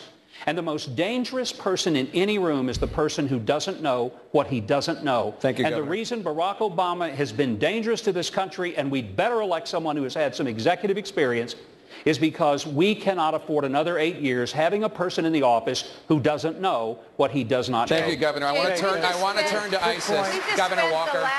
We just spent the last 10 minutes. Governor Walker, there is a big debate right now. We've been talking about ISIS here and there about this in this discussion. There's a big debate right now about whether or not to send more U.S. troops to fight ISIS in Iraq and Syria. In the first debate earlier this evening, Senator Lindsey Graham argued that candidates are only serious about fighting ISIS if they are willing to send 10,000 U.S. troops to Iraq, 10,000 U.S. troops as part of a coalition to Syria.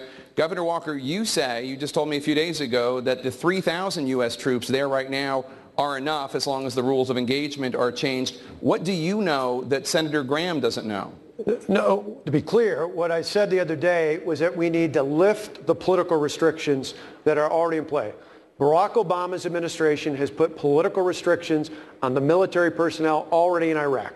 We need to lift those, and then we need to listen to our military experts, not the political forces in the White House, but our military experts about how many more we send in. And we certainly shouldn't have a commander-in-chief who sends a message to our adversaries as to how far we're going to go and how far we're willing to fight. So I'm not putting a troop number on. What I'm saying is lift the political restrictions. When you do that, you empower our military personnel already there to work with the Kurd and the Sunni allies to reclaim the territory taken by ISIS, and to do so in a way that allows that ISIS doesn't go back into Syria, as we were just talking about here. That is the fundamental problem going forward. We have a president, and Hillary Clinton, who was a part of this, by the way, who has made political decisions for our men and women in uniform. I want the men and women at home to know, if I am commander-in-chief, I will only send you into harm's way when our national security is at risk. And if we do, you know you'll have our full support, the support of the American people, and you'll have a clear path for victory. Thank you, Governor. Senator Paul, I want to go to you because you have said that the boots on the ground to fight ISIS need to be Arab boots. We just learned today that despite the Obama administration spending $500 million to help create those Arab boots, there are only 4 or 5 U.S. trained fighters in Syria fighting ISIS. What does that say to you about the effectiveness of the idea of the boots on the ground need to be Arab boots? If you want boots on the ground and you want them to be our sons and daughters, you got 14 other choices. There will always be a Bush or Clinton for you if you want to go back to war in Iraq. But the thing is, the first war was a mistake, and I'm not sending our sons and our daughters back to Iraq. The war didn't work. We can amplify those who live there. The Kurds deserve to be armed, and I'll arm them. We can use our Air Force to amplify the forces there, but the boots on the ground need to be the people who live there. My goodness, I'm still upset with the Saudi Arabians for everything they do over there. They've funded the arms that went to the jihadists. They're not accepting any of the people, any of the migrants that have been, the refugees that are being pushed out of Syria. Saudi Arabia is not accepting one. Why are we always the world's patsies that we have to go over there and fight their wars for them? They need to fight their wars. We need to defend American interests, but it's not in America's national security interest to have another war in Iraq. We're going to turn to some domestic issues now. I want to bring in my colleague, Dana Bash. Can I just make one point on this whole military discussion? I called for boots on the ground many months ago in a coalition with our friends who share our interests. You know, you win a battle with the military. And when we go somewhere, we need to be mobile and lethal. We need to take care of business, and we need to come home. But we face also a bigger war, and you win the bigger war with a battle of ideas. You wonder why young people and educated people, rich people, schooled people have tried to join ISIS. Western civilization, all of us need to wake up to the fact that those murderers and rapists need to be called out, and in Western civilization, we need to make it clear that our faith in the Jewish and Christian principles force us to live a life bigger than ourselves, to be sinners in justice, so that we can battle the radicals, call them out for what they are, and make sure that all of our people feel fulfilled in living in Western civilization. This is a giant battle in the world today. Since everyone has gotten to weigh in on this military issue, I'd like to be able to do the same. We have spent probably 12 minutes talking about the past. Let's talk about the future. We need the strongest military on the face of the planet, and everyone has to know it. And specifically what that means is we need about 50 Army brigades. We need about 36 Marine battalions. We need somewhere between 300 and 350 naval ships. We need to upgrade every leg of the nuclear triad. We need to reform the Department of Defense. We need as well to invest in our military technology. We're going to turn to domestic issues now and with we Dana need to Bash. care for our veterans, so 307,000 of them aren't dying waiting for health care. Thank you. Dana Bash. Governor Bush, let's talk about an issue that's very important to Republican voters, and that's the Supreme Court. After Chief Justice John Roberts voted to uphold Obamacare twice, Senator Cruz criticized your brother for appointing John Roberts to the Supreme Court. Looking back on it, did your brother make a mistake? Well, I'm surprised Senator Cruz would say that, since he was a strong supporter of John Roberts at the time. I will talk about what I will do as President of the United States as it relates to appointing Supreme Court justices. We need to make sure that we have justices that with a proven, experienced record of respect for upholding the Constitution. That is what we need. We can't have the history in recent past is appoint people that have no experience so that you can't get attacked. And that makes it harder for people to have confidence that they won't veer off on decisions. Is John Roberts one of those people? John Roberts has made some really good decisions, for sure, but he did not have a proven, extensive record that would have made clarity the important thing. And that's what we need to do. And I'm willing to fight for those nominees to make sure that they get passed. You can't do it the politically expedient way anymore. This is the culture in Washington. You have to fight hard for these appointments. This is perhaps the most important thing that the next president will do. Do you like what you just heard, Senator Cruz? Well, Dan, I've known John Roberts for 20 years. He's an amazingly talented lawyer. But yes, it was a mistake when he was appointed to the Supreme Court. He's a good enough lawyer that he knows in these Obamacare cases, he changed the statute, he changed the law in order to force that failed law on millions of Americans for a political outcome. And, you know, we're frustrated as conservatives. We keep winning elections, and then we don't get the outcome we wanted. Let me focus on two moments in time. Number one, in 1990, in one room was David Souter, in another room was Edith Jones, the rock-ribbed conservative on the Fifth Circuit Court of Appeals. George Herbert Walker Bush appointed David Souter. And then in 2005, in one room was John Roberts, in another room was my former boss, Mike Ludig, the rock-ribbed conservative on the Fourth Circuit Court of Appeals. Thank you, Senator. George W. Bush appointed John Roberts. And let me give you the consequences of that. If instead the President Bushes had appointed Edith Jones and Mike Ludig, which is who I would have appointed, Obamacare would have been struck down 3 years ago, and the marriage laws of all 50 states would be on the books. These matter, and I've fought to defend the Constitution my whole life, and Governor I will Bush, as president as well. I want to let you respond. Well, first of all, as I said, he supported John Roberts. He supported him publicly. So you can rewrite history, I guess, Ted, but the simple fact is that you supported him because he had all the criteria that you would have thought would have made a great justice. And I think he is doing a good job.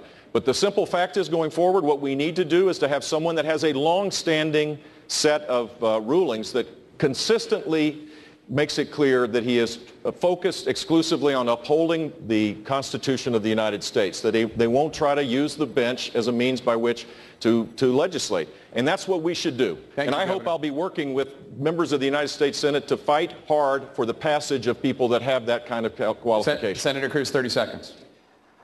It is true that after George W. Bush nominated John Roberts, I supported his confirmation. That was a mistake, and I regret that. I wouldn't have nominated John Roberts, and indeed, Governor Bush pointed out why. It wasn't that the President Bushes wanted to appoint a liberal to the court. It's that it was the easier choice. Both David Souter and John Roberts, they didn't have a long paper trail. If you'd nominated Edith Jones or Mike Ludig, you would have had a bloody fight, and they weren't willing to spend political capital to put a strong judicial conservative on the court. I have spent my entire life, starting from clerking for Chief Justice William Rehnquist on the United States Supreme Court, one of the most principled jurists. We have an out-of-control court, and I give you my word. If I'm elected president, every single Supreme Court justice will faithfully follow the law and will not act like philosopher kings imposing their liberal policies on millions of Americans who need to be trusted to govern ourselves. Thank you, Senator. Governor Huckabee, I want to bring you in very quickly if you could. Will you have a litmus test when it comes to appointing Supreme Court nominees? You better believe I will, because I'm tired of liberals always having a litmus test and conservatives are supposed to pretend we don't. Well, let me tell you what mine would be. Number one, I'd ask, do you think that the unborn child is a human being, or is it just a blob of tissue? I'd want to know the answer to that. I'd want to know, do you believe in the First Amendment? Do you believe that religious liberty is the fundamental liberty around which all the other freedoms of this country are based? And I'd want to know, do you really believe in the Second Amendment? Do you believe that we have an individual right to bear arms, to protect ourselves and our family, and to protect our country? And do you believe in the Fifth and the 14th Amendment? Do you believe that a person, before they're deprived of life and liberty, should in fact have due process and equal protection under the law? Because if you do, you're going to do more than defund Planned Parenthood. One final thing. I'd make darn sure that we absolutely believe the 10th Amendment. Every governor on this stage would share this much with you. Every one of us. Our biggest fight wasn't always with the legislature or even with the Democrats.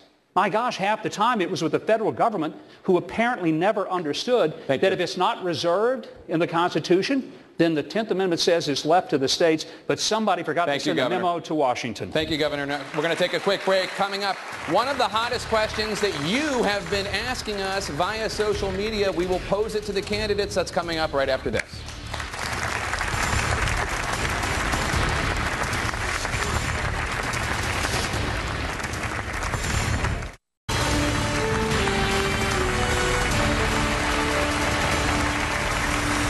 Welcome back to CNN's Republican presidential debate at the Reagan Library here in Simi Valley, California.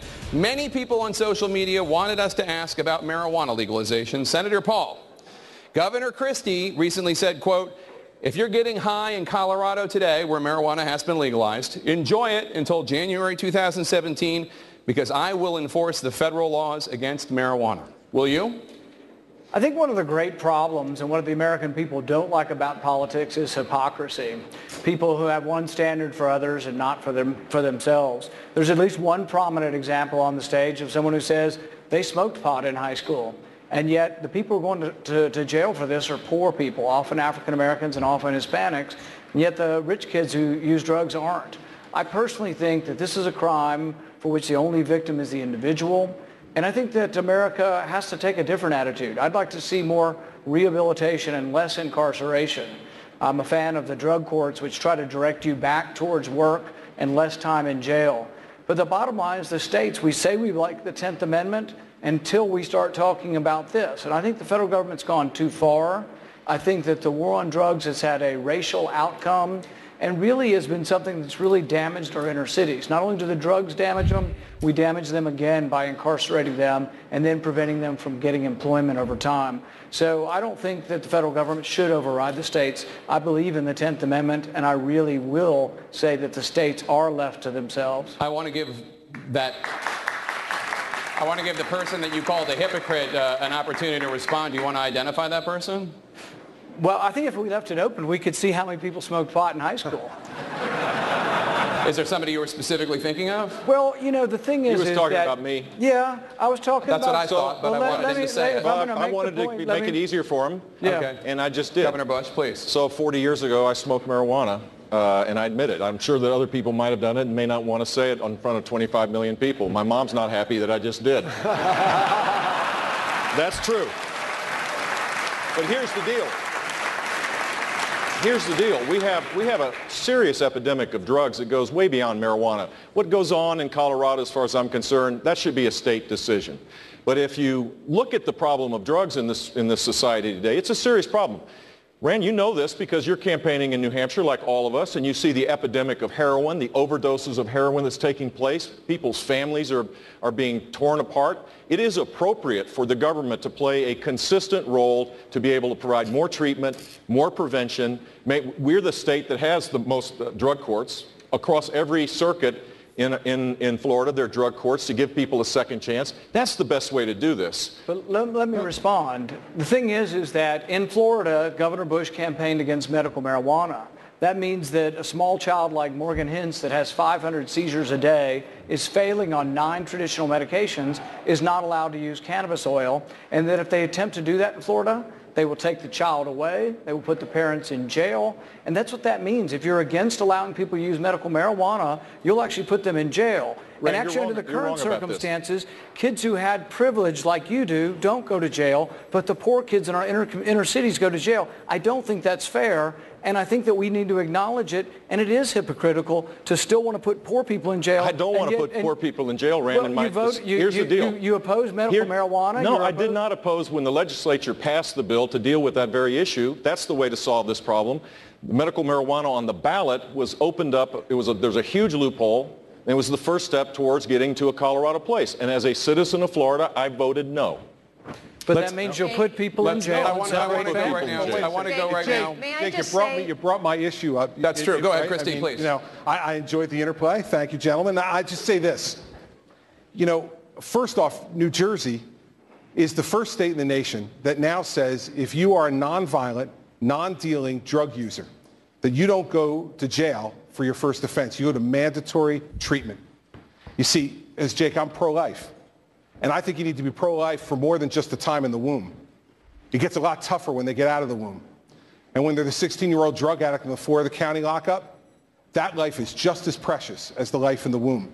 And so that's why I'm for rehabilitation, why I think the war on drugs has been a failure. But I'll end with this. That doesn't mean we should be legalizing gateway drugs. And if Senator Paul thinks that the only victim is the person, Look at the decrease in productivity. Look at the way people get used and move on to other drugs when they use marijuana as a gateway drug. It's not them that are the only victims. Their families are the victims too. Their children are the victims too. And their employers are the victims also. And that's why I'll enforce the federal law, while you can still put an emphasis on rehabilitation, which we've done in New Jersey. Yeah, you may respond, and then I'll bring in you, Ms. Fiorina. Understand what they're saying. If they're going to say we are going to enforce the federal law against what the state law is, they aren't really believing in the 10th Amendment. Governor Christie would go into Colorado, and if you're breaking any federal law on marijuana, even though the state law allows it, he would put you in jail. If a young mother is trying to give her child cannabis oil for medical marijuana for seizure treatment, he would put her in jail if it violates federal law. I would let Colorado do what the 10th Amendment says. This power, we were never intended to have crime dealing at the federal level. Crime was supposed to be left to the states. Colorado's made their decision, and I don't want the federal government interfering and putting moms in jail who are simply trying to get medicine for their kid. And Senator Paul knows that that's simply not the truth. In New Jersey, we have medical marijuana laws, which I've supported and implemented. This is not medical marijuana. This goes a much further step beyond. This is recreational use of marijuana. This is much different. And so while he'd like to use a sympathetic story to back up his point, it doesn't work. I'm not against medical marijuana. We do it in New Jersey. But I am against the recreational use of marijuana. If he wants to change the federal law, get Congress to pass the law to change it and get a president to sign it. May I respond? Yes, Senator Paul. Here's the thing is he doesn't want to make it about medical marijuana, but what if New Jersey's medical marijuana contradicts the federal law? He's saying he will send the federal government in and he will enforce the federal law. That's not consistent with the 10th Amendment. It's not consistent with states' rights, and it's not consistent with a conservative vision for the country.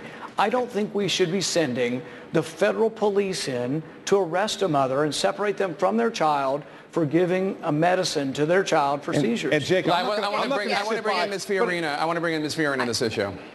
I very much hope that I am the only person on this stage who can say this, but I know there are millions of Americans out there who will say the same thing. My husband Frank and I buried a child to drug addiction. So we must invest more in the treatment of drugs. I agree with Senator Paul. I agree with states' rights. But we are misleading young people when we tell them that marijuana is just like having a beer. It's not. And the marijuana that kids are smoking today is not the same as the marijuana that Jeb Bush smoked 40 years ago. We do. Sorry, Barbara. We do need criminal justice reform. We have the highest incarceration rates in the world. 2/3 of the people in our prisons are there for nonviolent offenses, mostly drug-related. It's clearly not working. But we need to tell young people the truth. Drug addiction is an epidemic, and it is taking too many of our young people. I know this sadly from personal experience. Hugh Hewitt, I'd like to... Thank you, Jake. Tomorrow is, Republicans know this, tomorrow is Constitution Day. We've been talking about the 10th Amendment. Let's talk about the Second Amendment. Governor Bush, one of the things the Supreme Court has gotten right is that it's an individual right. It's protected for individuals to hold it. Last week you said the next step in gun issues is to make sure they're not in the hands of the mentally ill. In this state, there's a controversial law that allows guns to be taken away from people without a hearing. Where does it go? And the problem of violence is endemic, but where does it go from what you said last week? How far into people's lives to take guns away from them? Not very far. I think we need to do this state by state. There are places that get this right, and we need to make sure that we protect privacy laws. This is a complicated place. But I do think the natural impulse on the left, Hillary Clinton, immediately after one of these horrific violent acts took place, immediately said we need to have federal gun laws. President Obama, almost reflexively, always says the same thing. And the net result is you're going to take away rights of law-abiding citizens, the 99.999% of the people that are law-abiding citizens. That's not the right approach to do it. In Florida, we have a background check. We have concealed weapon permit holders. In fact, there's 1,200,000 of them. We have a reduction in violent crime because we put people behind bars when they use a gun in the commission of a crime. That's the better approach. But we're living in a society today where despair kind of grows in isolation. If a family member calls and says, my child, my brother, my sister is disturbed, ought the state be able to go and get their weapon without a hearing?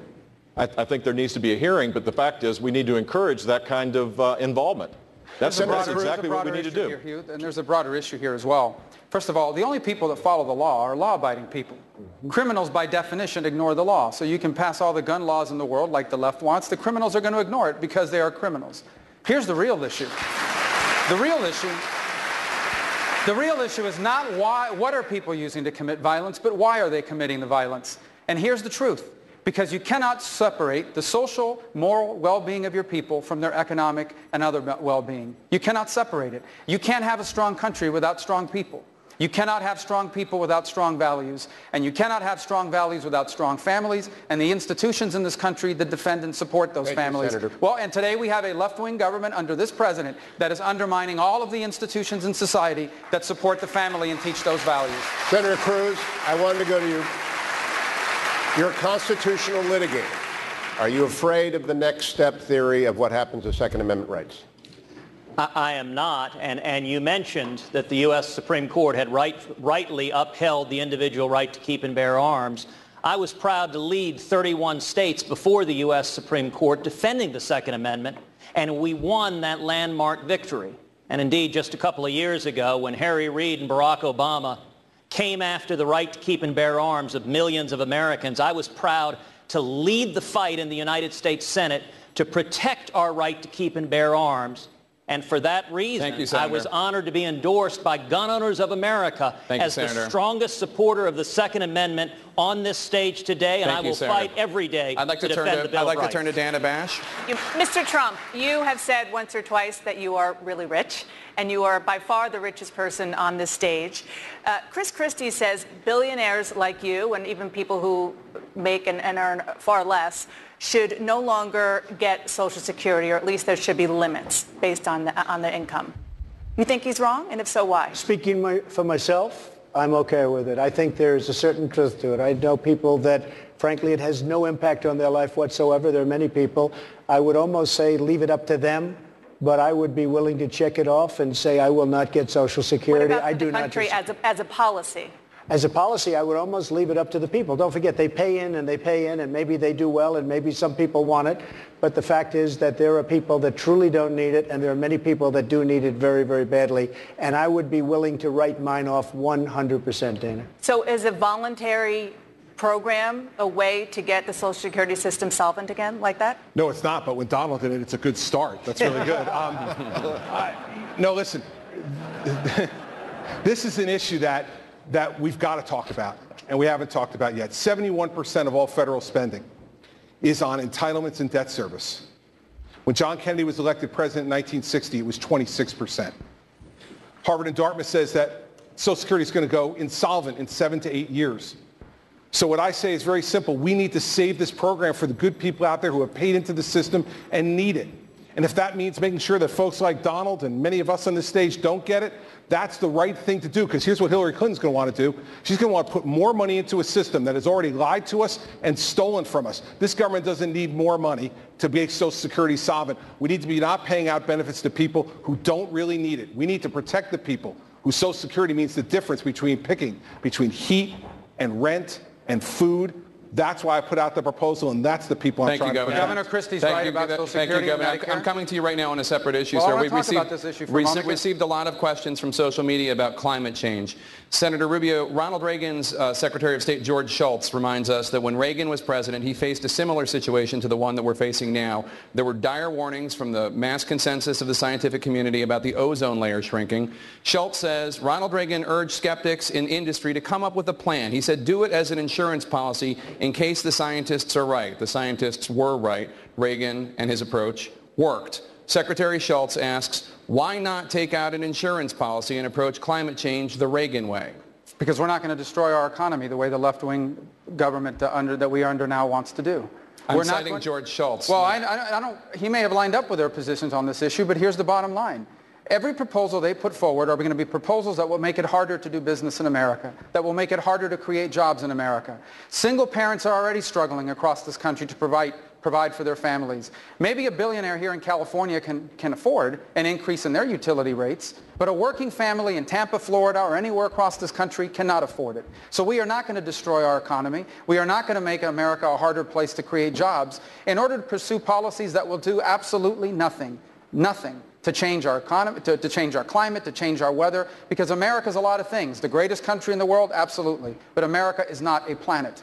And we are not even the largest carbon producer anymore. China is. And they're drilling a hole and digging anywhere in the world that they can get a hold of. So the bottom line is, I am not in favor of any policies that make America a harder place for people to live or to work or to raise their families. Governor Christie, you have said that climate change is real and that humans help contribute to it. Without getting into the issue of China versus the United States, which I understand you've talked about before, what do you make of skeptics of climate change, such as Senator Rubio? I don't think Senator Rubio is a skeptic of climate change. I think what Senator Rubio said I agree with. That, in fact, we don't need this massive government intervention to deal with the problem. Look at what we've done in New Jersey. We've already reached our clean air goals for 2020, and when I was governor, I pulled out of the regional cap and trade deal, the only state in the Northeast that did that. And we still reached our goals. Why? Because 53% of our electricity comes from nuclear. We use natural gas. We use solar power. We're the third highest using solar power state. You know why? Because we made all of those things economically feasible. I agree with Marco. We shouldn't be destroying our economy in order to chase some wild left-wing idea that somehow us by ourselves is going to fix the climate. We can contribute to that and be economically sound. We've proven that we could do that in New Jersey. Nuclear needs to be back on the table in a significant way in this country if we want to go after this problem. Just for the record, I was citing Secretary of State George Shultz, Ronald Reagan Secretary of State, who I don't think anybody would call him left-wing. No, listen, everybody makes a mistake every once in a while, Jake, even George Shultz. And if that's truly a representation of what he believes we should be doing, then with all due respect to the former Secretary of State, I disagree with him. Jake, you mentioned me and called me a denier. Let me say, climate change... I called you a skeptic. Okay, a skeptic. You know, you can measure the climate. You can measure it. That's not the issue we're discussing. Here's what I'm skeptical of.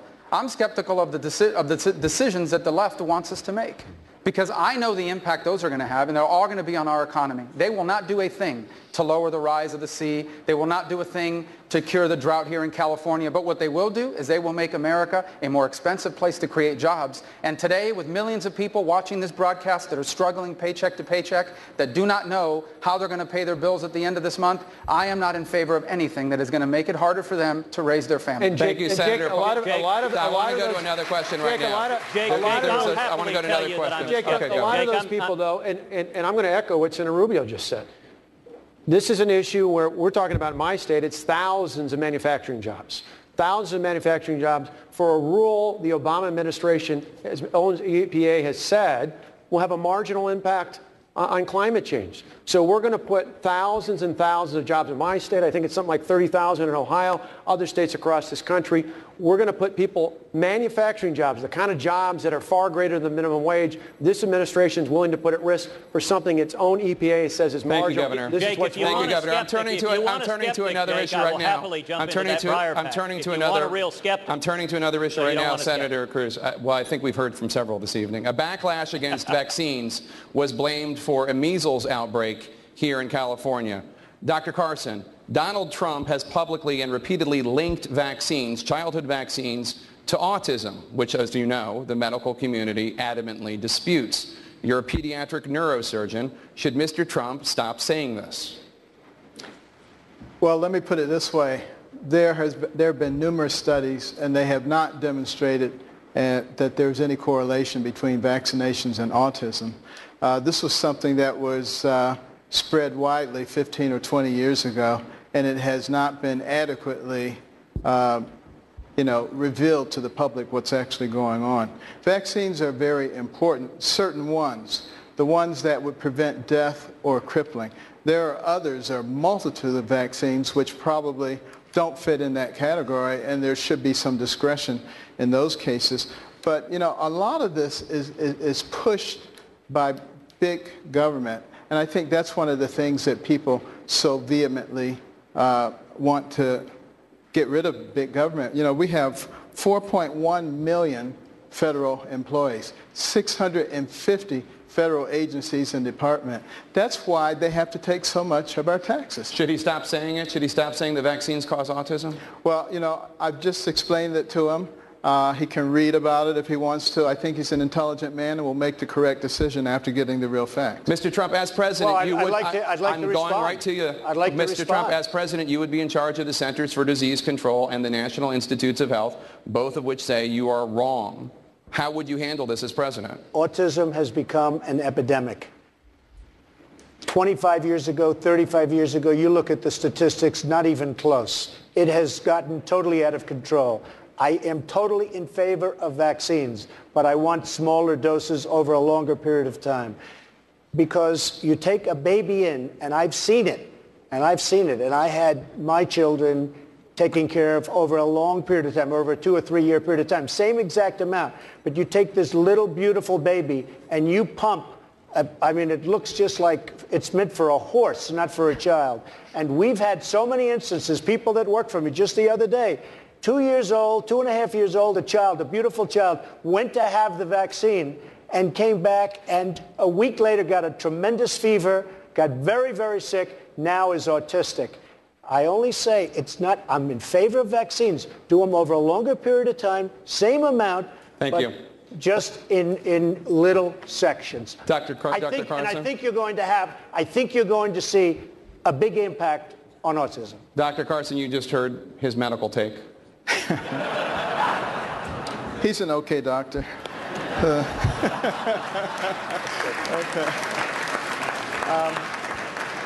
But, you know, the fact of the matter is, we have extremely well-documented proof that there's no autism associated with vaccinations. But it is true that we are probably giving way too many in too short a period of time. And a lot of pediatricians now recognize that, and I think are cutting down on the number and the proximity in which those are done. And I that's think all that's I'm appropriate. saying, Jake. That's all I'm saying. Dr. Paul, I'd like to bring you in. A second opinion? One of the greatest medical discoveries of all time were the vaccines, particularly for smallpox. And if you want to read a story, it's called The Speckled Monster. It's an amazing story. It was all done voluntarily, but people came in by the droves. George Washington wouldn't let his wife visit until she got vaccinated. So I'm all for vaccines, but I'm also for freedom. I'm also a little concerned about how they're bunched up. My kids had all of their vaccines, and even if the science doesn't say bunching them up's a problem, I ought to have the right to spread my vaccines out a little bit at the very least. All right, thank you so much. Coming up, Jake. I'm sorry, Governor Huckabee, please. I think we need to remember that there are maybe some controversies about autism, but there's no controversy about the things that are really driving the medical costs in this country. And I would really believe that the next president ought to declare a war on cancer, heart disease, diabetes, and Alzheimer's, because those are the four things that are causing the greatest level of cost. John Kennedy said we'll go to the moon in a decade and bring a man back, and we did it. I grew up in the 50s. I remember the polio vaccine. We saved billions of dollars since that time because we haven't had to treat for polio.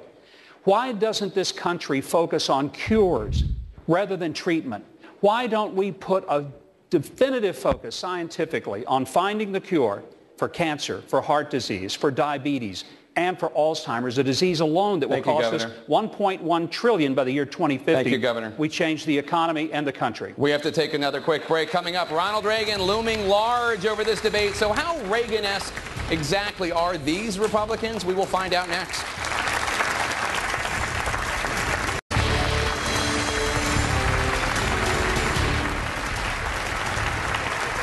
Welcome back to CNN's Republican presidential debate at the Reagan Library in Simi Valley, California. We have a few last questions for you, two of them a little lighthearted, the other one more serious. We'll start with one of the more light questions. Senator Paul, I'm going to start with you, and we're just going to go down the line.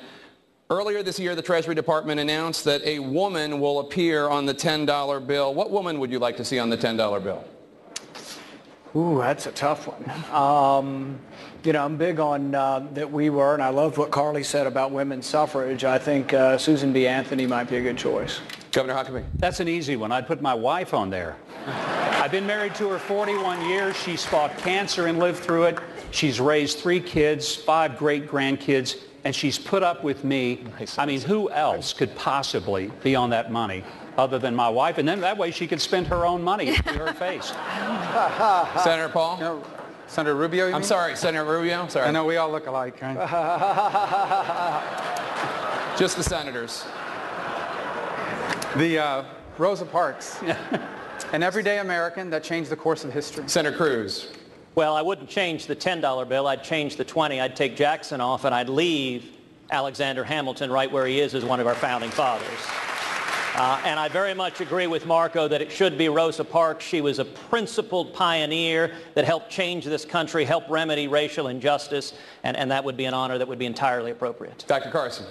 I'd put my mother on there. You know, she was one of 24 children, got married at age 13, had only a third grade education, had to raise 2 sons by herself, refused to be a victim, wouldn't let us be victims, and has been the inspiration for many people. Mr. Trump.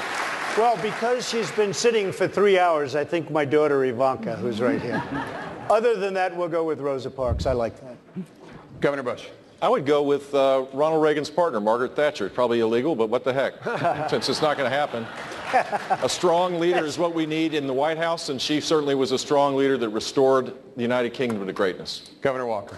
First of all, I got to say to Carson Huckabee, thanks a lot for making the rest of us look like chumps up here. But I'd put Clara Barton. I once worked for the American Red Cross. She was a great founder of the Red Cross. Ms. Fiorina.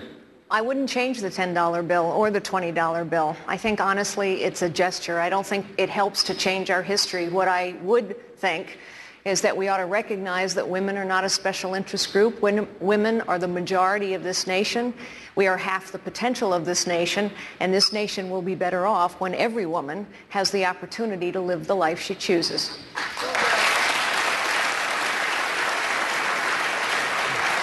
Governor Kasich.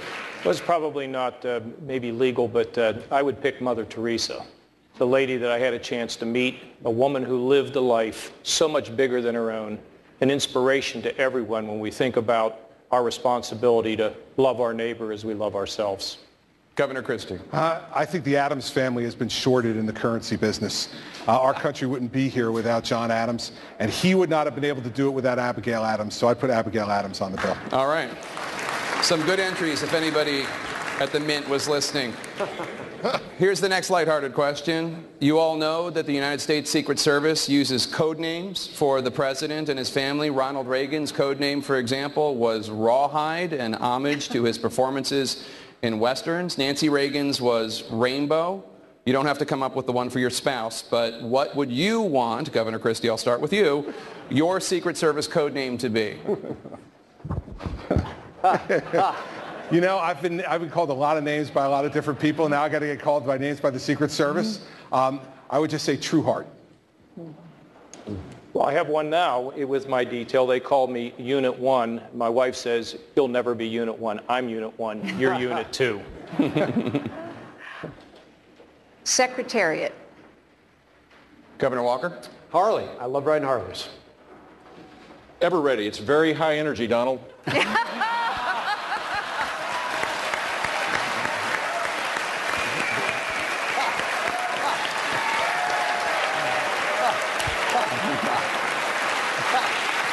Mr. Trump. Humble. That's a good one. Dr. Carson. One nation. Senator Cruz. You know, as a Cuban, I might go with Cohiba. And I'll tell you, I'd go with, for Heidi, Angel, because she is my angel. Senator Rubio. Well, there's some people in Florida upset at me over a joke I made about Florida State, but what the heck? I want my code name to be Gator. Governor Huckabee. I'd go with Duck Hunter. Senator Paul. Justice never sleeps. That's a mouthful, but okay.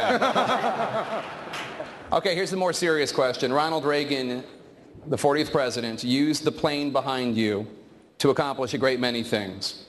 Perhaps most notably, to challenge Mikhail Gorbachev to tear down the wall, and then ultimately to make peace with the USSR. How will the world look different once your Air Force One is parked in the hangar of your presidential library? Senator Paul. You know, I met Ronald Reagan as a teenager, and my family were big supporters of him when he ran against Gerald Ford. It was a big deal because he was the grassroots running against the establishment. And I'll never forget that, and how we stood up and said, you know what, this is something new that our country needs and our party needs. If I were president, I would try to be one who says, you know what, I'm a Reagan conservative.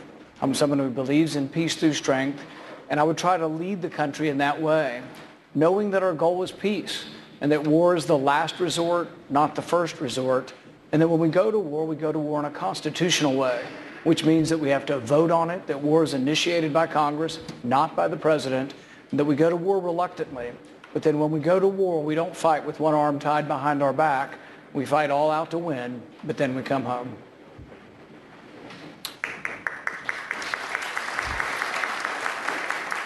At the end of my presidency, I would like to believe that the world would be a safe place, and there wouldn't be the threats, not only to the U.S., but to Israel and our allies, because we would have the most incredible, well-trained, well-equipped, well-prepared military in the history of mankind. And they would know that a commander-in-chief would never send them to a mission without all the resources necessary. But people wouldn't bully us anymore because they would know that that would be an invitation to their destruction. Domestically, we'd be operating under a tax system that eliminated the IRS. People wouldn't be punished for their work and for what they produced. And life would be really deemed precious. Abortion would be no more. It would be as much of a scourge in our past as slavery is. And we'd have a peaceful country where people respected each other and people respected law enforcement. And we would focus on cures. And we would make this country not only safe from our enemies without, but safe from the enemies within. And it would be a good place to raise our kids and our grandkids.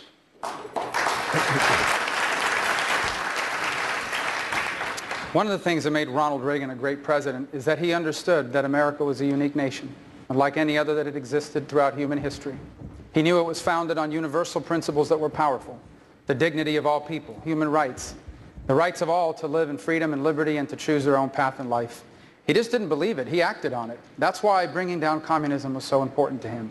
If I'm honored with the opportunity to be president, I hope that our Air Force One will fly first and foremost to our allies in Israel, in South Korea, and Japan. They know we stand with them, that America can be counted on. It would also fly to China, not just to meet with our enemies, not just to meet with those adversaries of ours that are there, but also to meet with those that aspire to freedom and liberty within China. I would even invite them to our inauguration. We would also fly into Moscow and into Russia, and not just meet with the leaders of Russia, but also meet with those who aspire to freedom and liberty in Russia.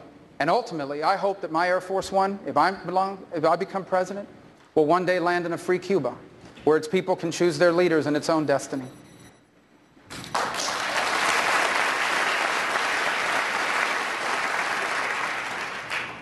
Ronald Reagan believed in America.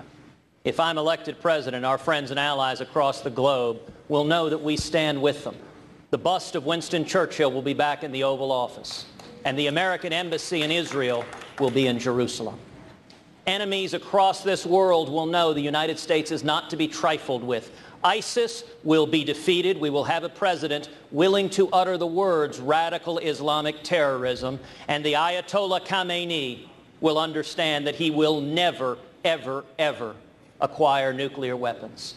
Here at home, we'll reignite the promise of America. Young people coming out of school with student loans up to their eyeballs will find, instead of no jobs, 2, 3, 4, 5 job opportunities. How will that happen? Through tax reform. We'll pass a simple flat tax and abolish the IRS. And through regulatory reform, we will repeal every word of Obamacare. You want to know what I'll do as president? It's real simple. We'll kill the terrorists, we'll repeal Obamacare, and we will defend the Constitution, every single word of it.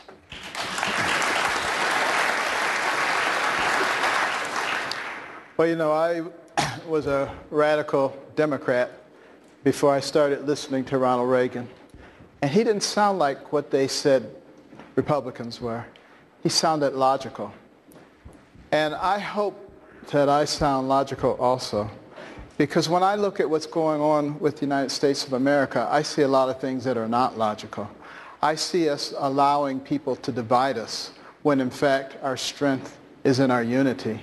I see people exercising the most irresponsible fiscal habits that anyone could possibly do and hiding it from the American people so that the majority of people have no idea what our financial situation is. So when someone comes along and says free college, free phones, free this and that and the other, they say, wow, that's nice, having no idea that they're destabilizing our position. And I think also that Ronald Reagan was a master at understanding that a pinnacle nation has to be a nation that leads. If we learn to lead in the Middle East right now, a coalition will form behind us, but they will never do it if we just sit there and talk about it. Real leadership is what I would hopefully bring to America.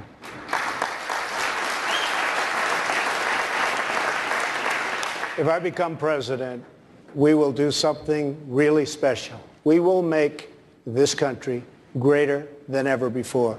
We'll have more jobs. We'll have more of everything. We were discussing disease. We were discussing all sorts of things tonight, many of which will just be words. It'll just pass on. I don't want to say politicians, all talk, no action.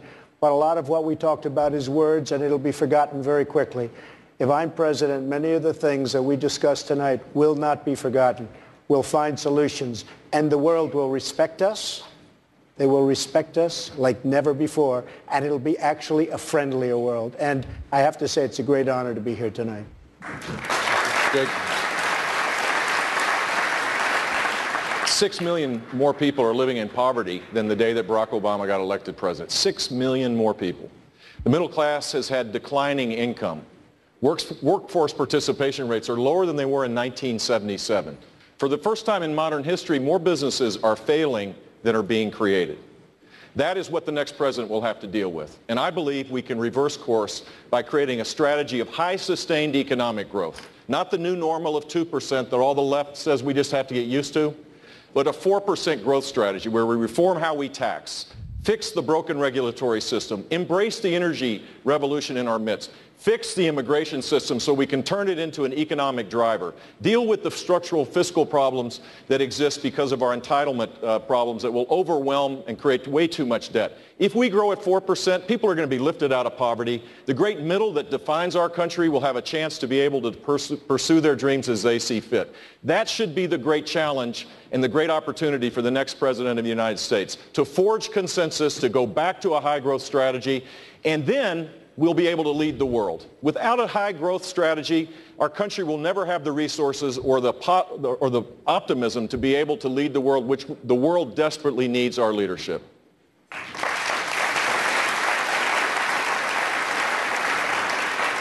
Well, I turned 13 years old 2 days before Ronald Reagan was first elected. A lot of people forget this, but just a few days before that election, 1980, he was behind in the polls. But I think what changed things was people in America realized they didn't want to hear what was bad about America. They wanted to know how it was going to be better. Ronald Reagan wasn't just a conservative Republican. He was an eternal optimist in the American people. And I am too. So here's what I think will make America better. We need to live in a world where our children are free from the threats of radical Islamic terrorism. We need to live in an America where we have an economy where everyone can live their piece of the American dream, no matter what that dream is. And we need to live in an America where we have a federal government that's not too big to fail, but ultimately small enough to succeed, where we send powers back to the states and back to the people. That's what I did in Wisconsin. When we took on the big government union bosses, the big government special interests, many of whom came in from Washington to spend millions of dollars to try and take me out because we stood up to them.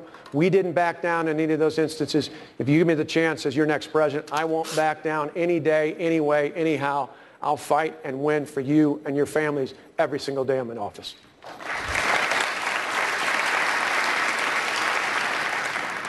I think what this nation can be and must be is symbolized by Lady Liberty and Lady Justice. Lady Liberty stands tall and strong. She is clear-eyed and resolute. She doesn't shield her eyes from the realities of the world, but she faces outward into the world nevertheless, as we always must, and she holds her torch high because she knows she is a beacon of hope in a very troubled world. And Lady Justice holds a sword by her side because she is a fighter, a warrior for the values and the principles that have made this nation great. She holds a scale in her other hand. And with that scale, she says all of us are equal in the eyes of God. And so all of us must be equal in the eyes of the law and the government, powerful and powerless alike. And she wears a blindfold. And with that blindfold, she is saying to us that it must be true, it can be true, that in this country, in this century, it doesn't matter who you are. It doesn't matter what you look like. It doesn't matter how you start. It doesn't matter your circumstances. Here in this nation, every American's life must be filled with the possibilities that come from their God-given gifts. One nation, under God, indivisible, with liberty and justice for all.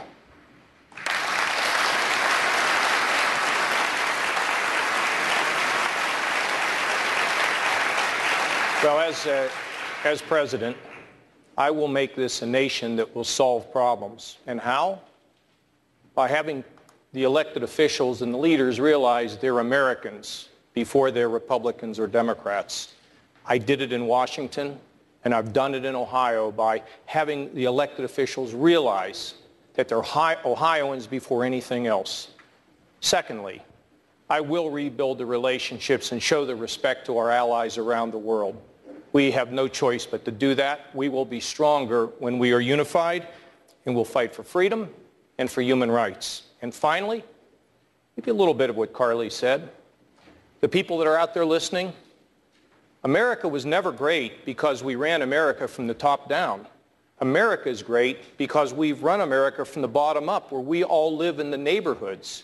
One more time in America, we need to revive the concept of citizenship, where everybody's actions make a huge difference in changing the world. We have a Holocaust memorial on our State House grounds, and there is one line on there that stands out all the time. If you've saved one life, you've changed the world. We need to adopt that as citizens and rebuild and re-inspire our country. Thank you.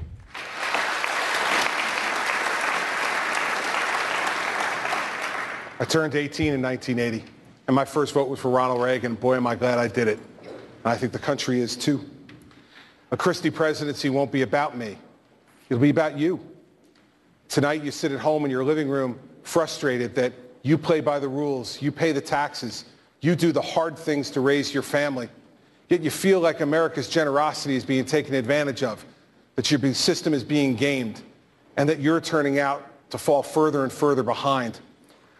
Our presidency will be about ending that, about enforcing the law, level the playing field for everybody, and once again reward those folks who play by the rules and think that justice means more than just a word, but it means a way of life.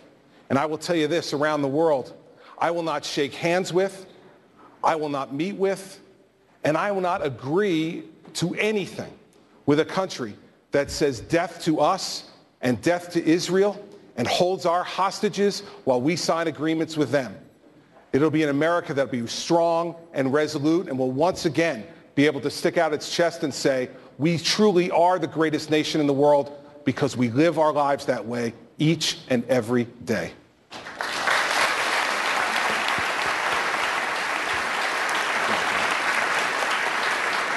That concludes this Republican presidential debate. On behalf of everyone here at CNN, we want to thank the candidates, the Reagan Library, and the Republican National Committee. Thank you also to Hugh Hewitt and Dana Bash. The next presidential debate will also be right here on CNN among the Democratic candidates who will face off for the first time on October the 13th. That debate, a partnership with Facebook, will be moderated by my colleague, Anderson Cooper. And Anderson picks up our coverage of tonight's debate right now. Before I throw to Anderson, let's have one final round of applause for the candidates. Anderson. Jake, thanks very much. What an evening. Good evening from the spin room as we continue to look at the candidates on the stage. There no doubt they'll be greeting their families who have been listening very closely there in the Reagan Library. It is not over yet. The candidates still on stage. President Reagan's Air Force One, the backdrop. An incredible exchange over the last 3 hours. We're going to be talking shortly with a number of the candidates tonight as we watch their families start to meet up with them. We're going to talk to as many of the debaters you see now. We'll also be bringing you the high points, the fireworks, fact-checking the talking points, getting some really fascinating real-time audience reaction, breaking it all down for you over the next 2 hours. And if you missed some parts of this debate, we're going to be showing you the key moments throughout this debate. There you see Donald Trump greeting some of his supporters. I'm here in the spin room with Amanda Carpenter, former communications director for Senator Ted Cruz. I'm here also with Jeffrey Lord, who served as White House political director in the Reagan administration. He now supports Donald Trump.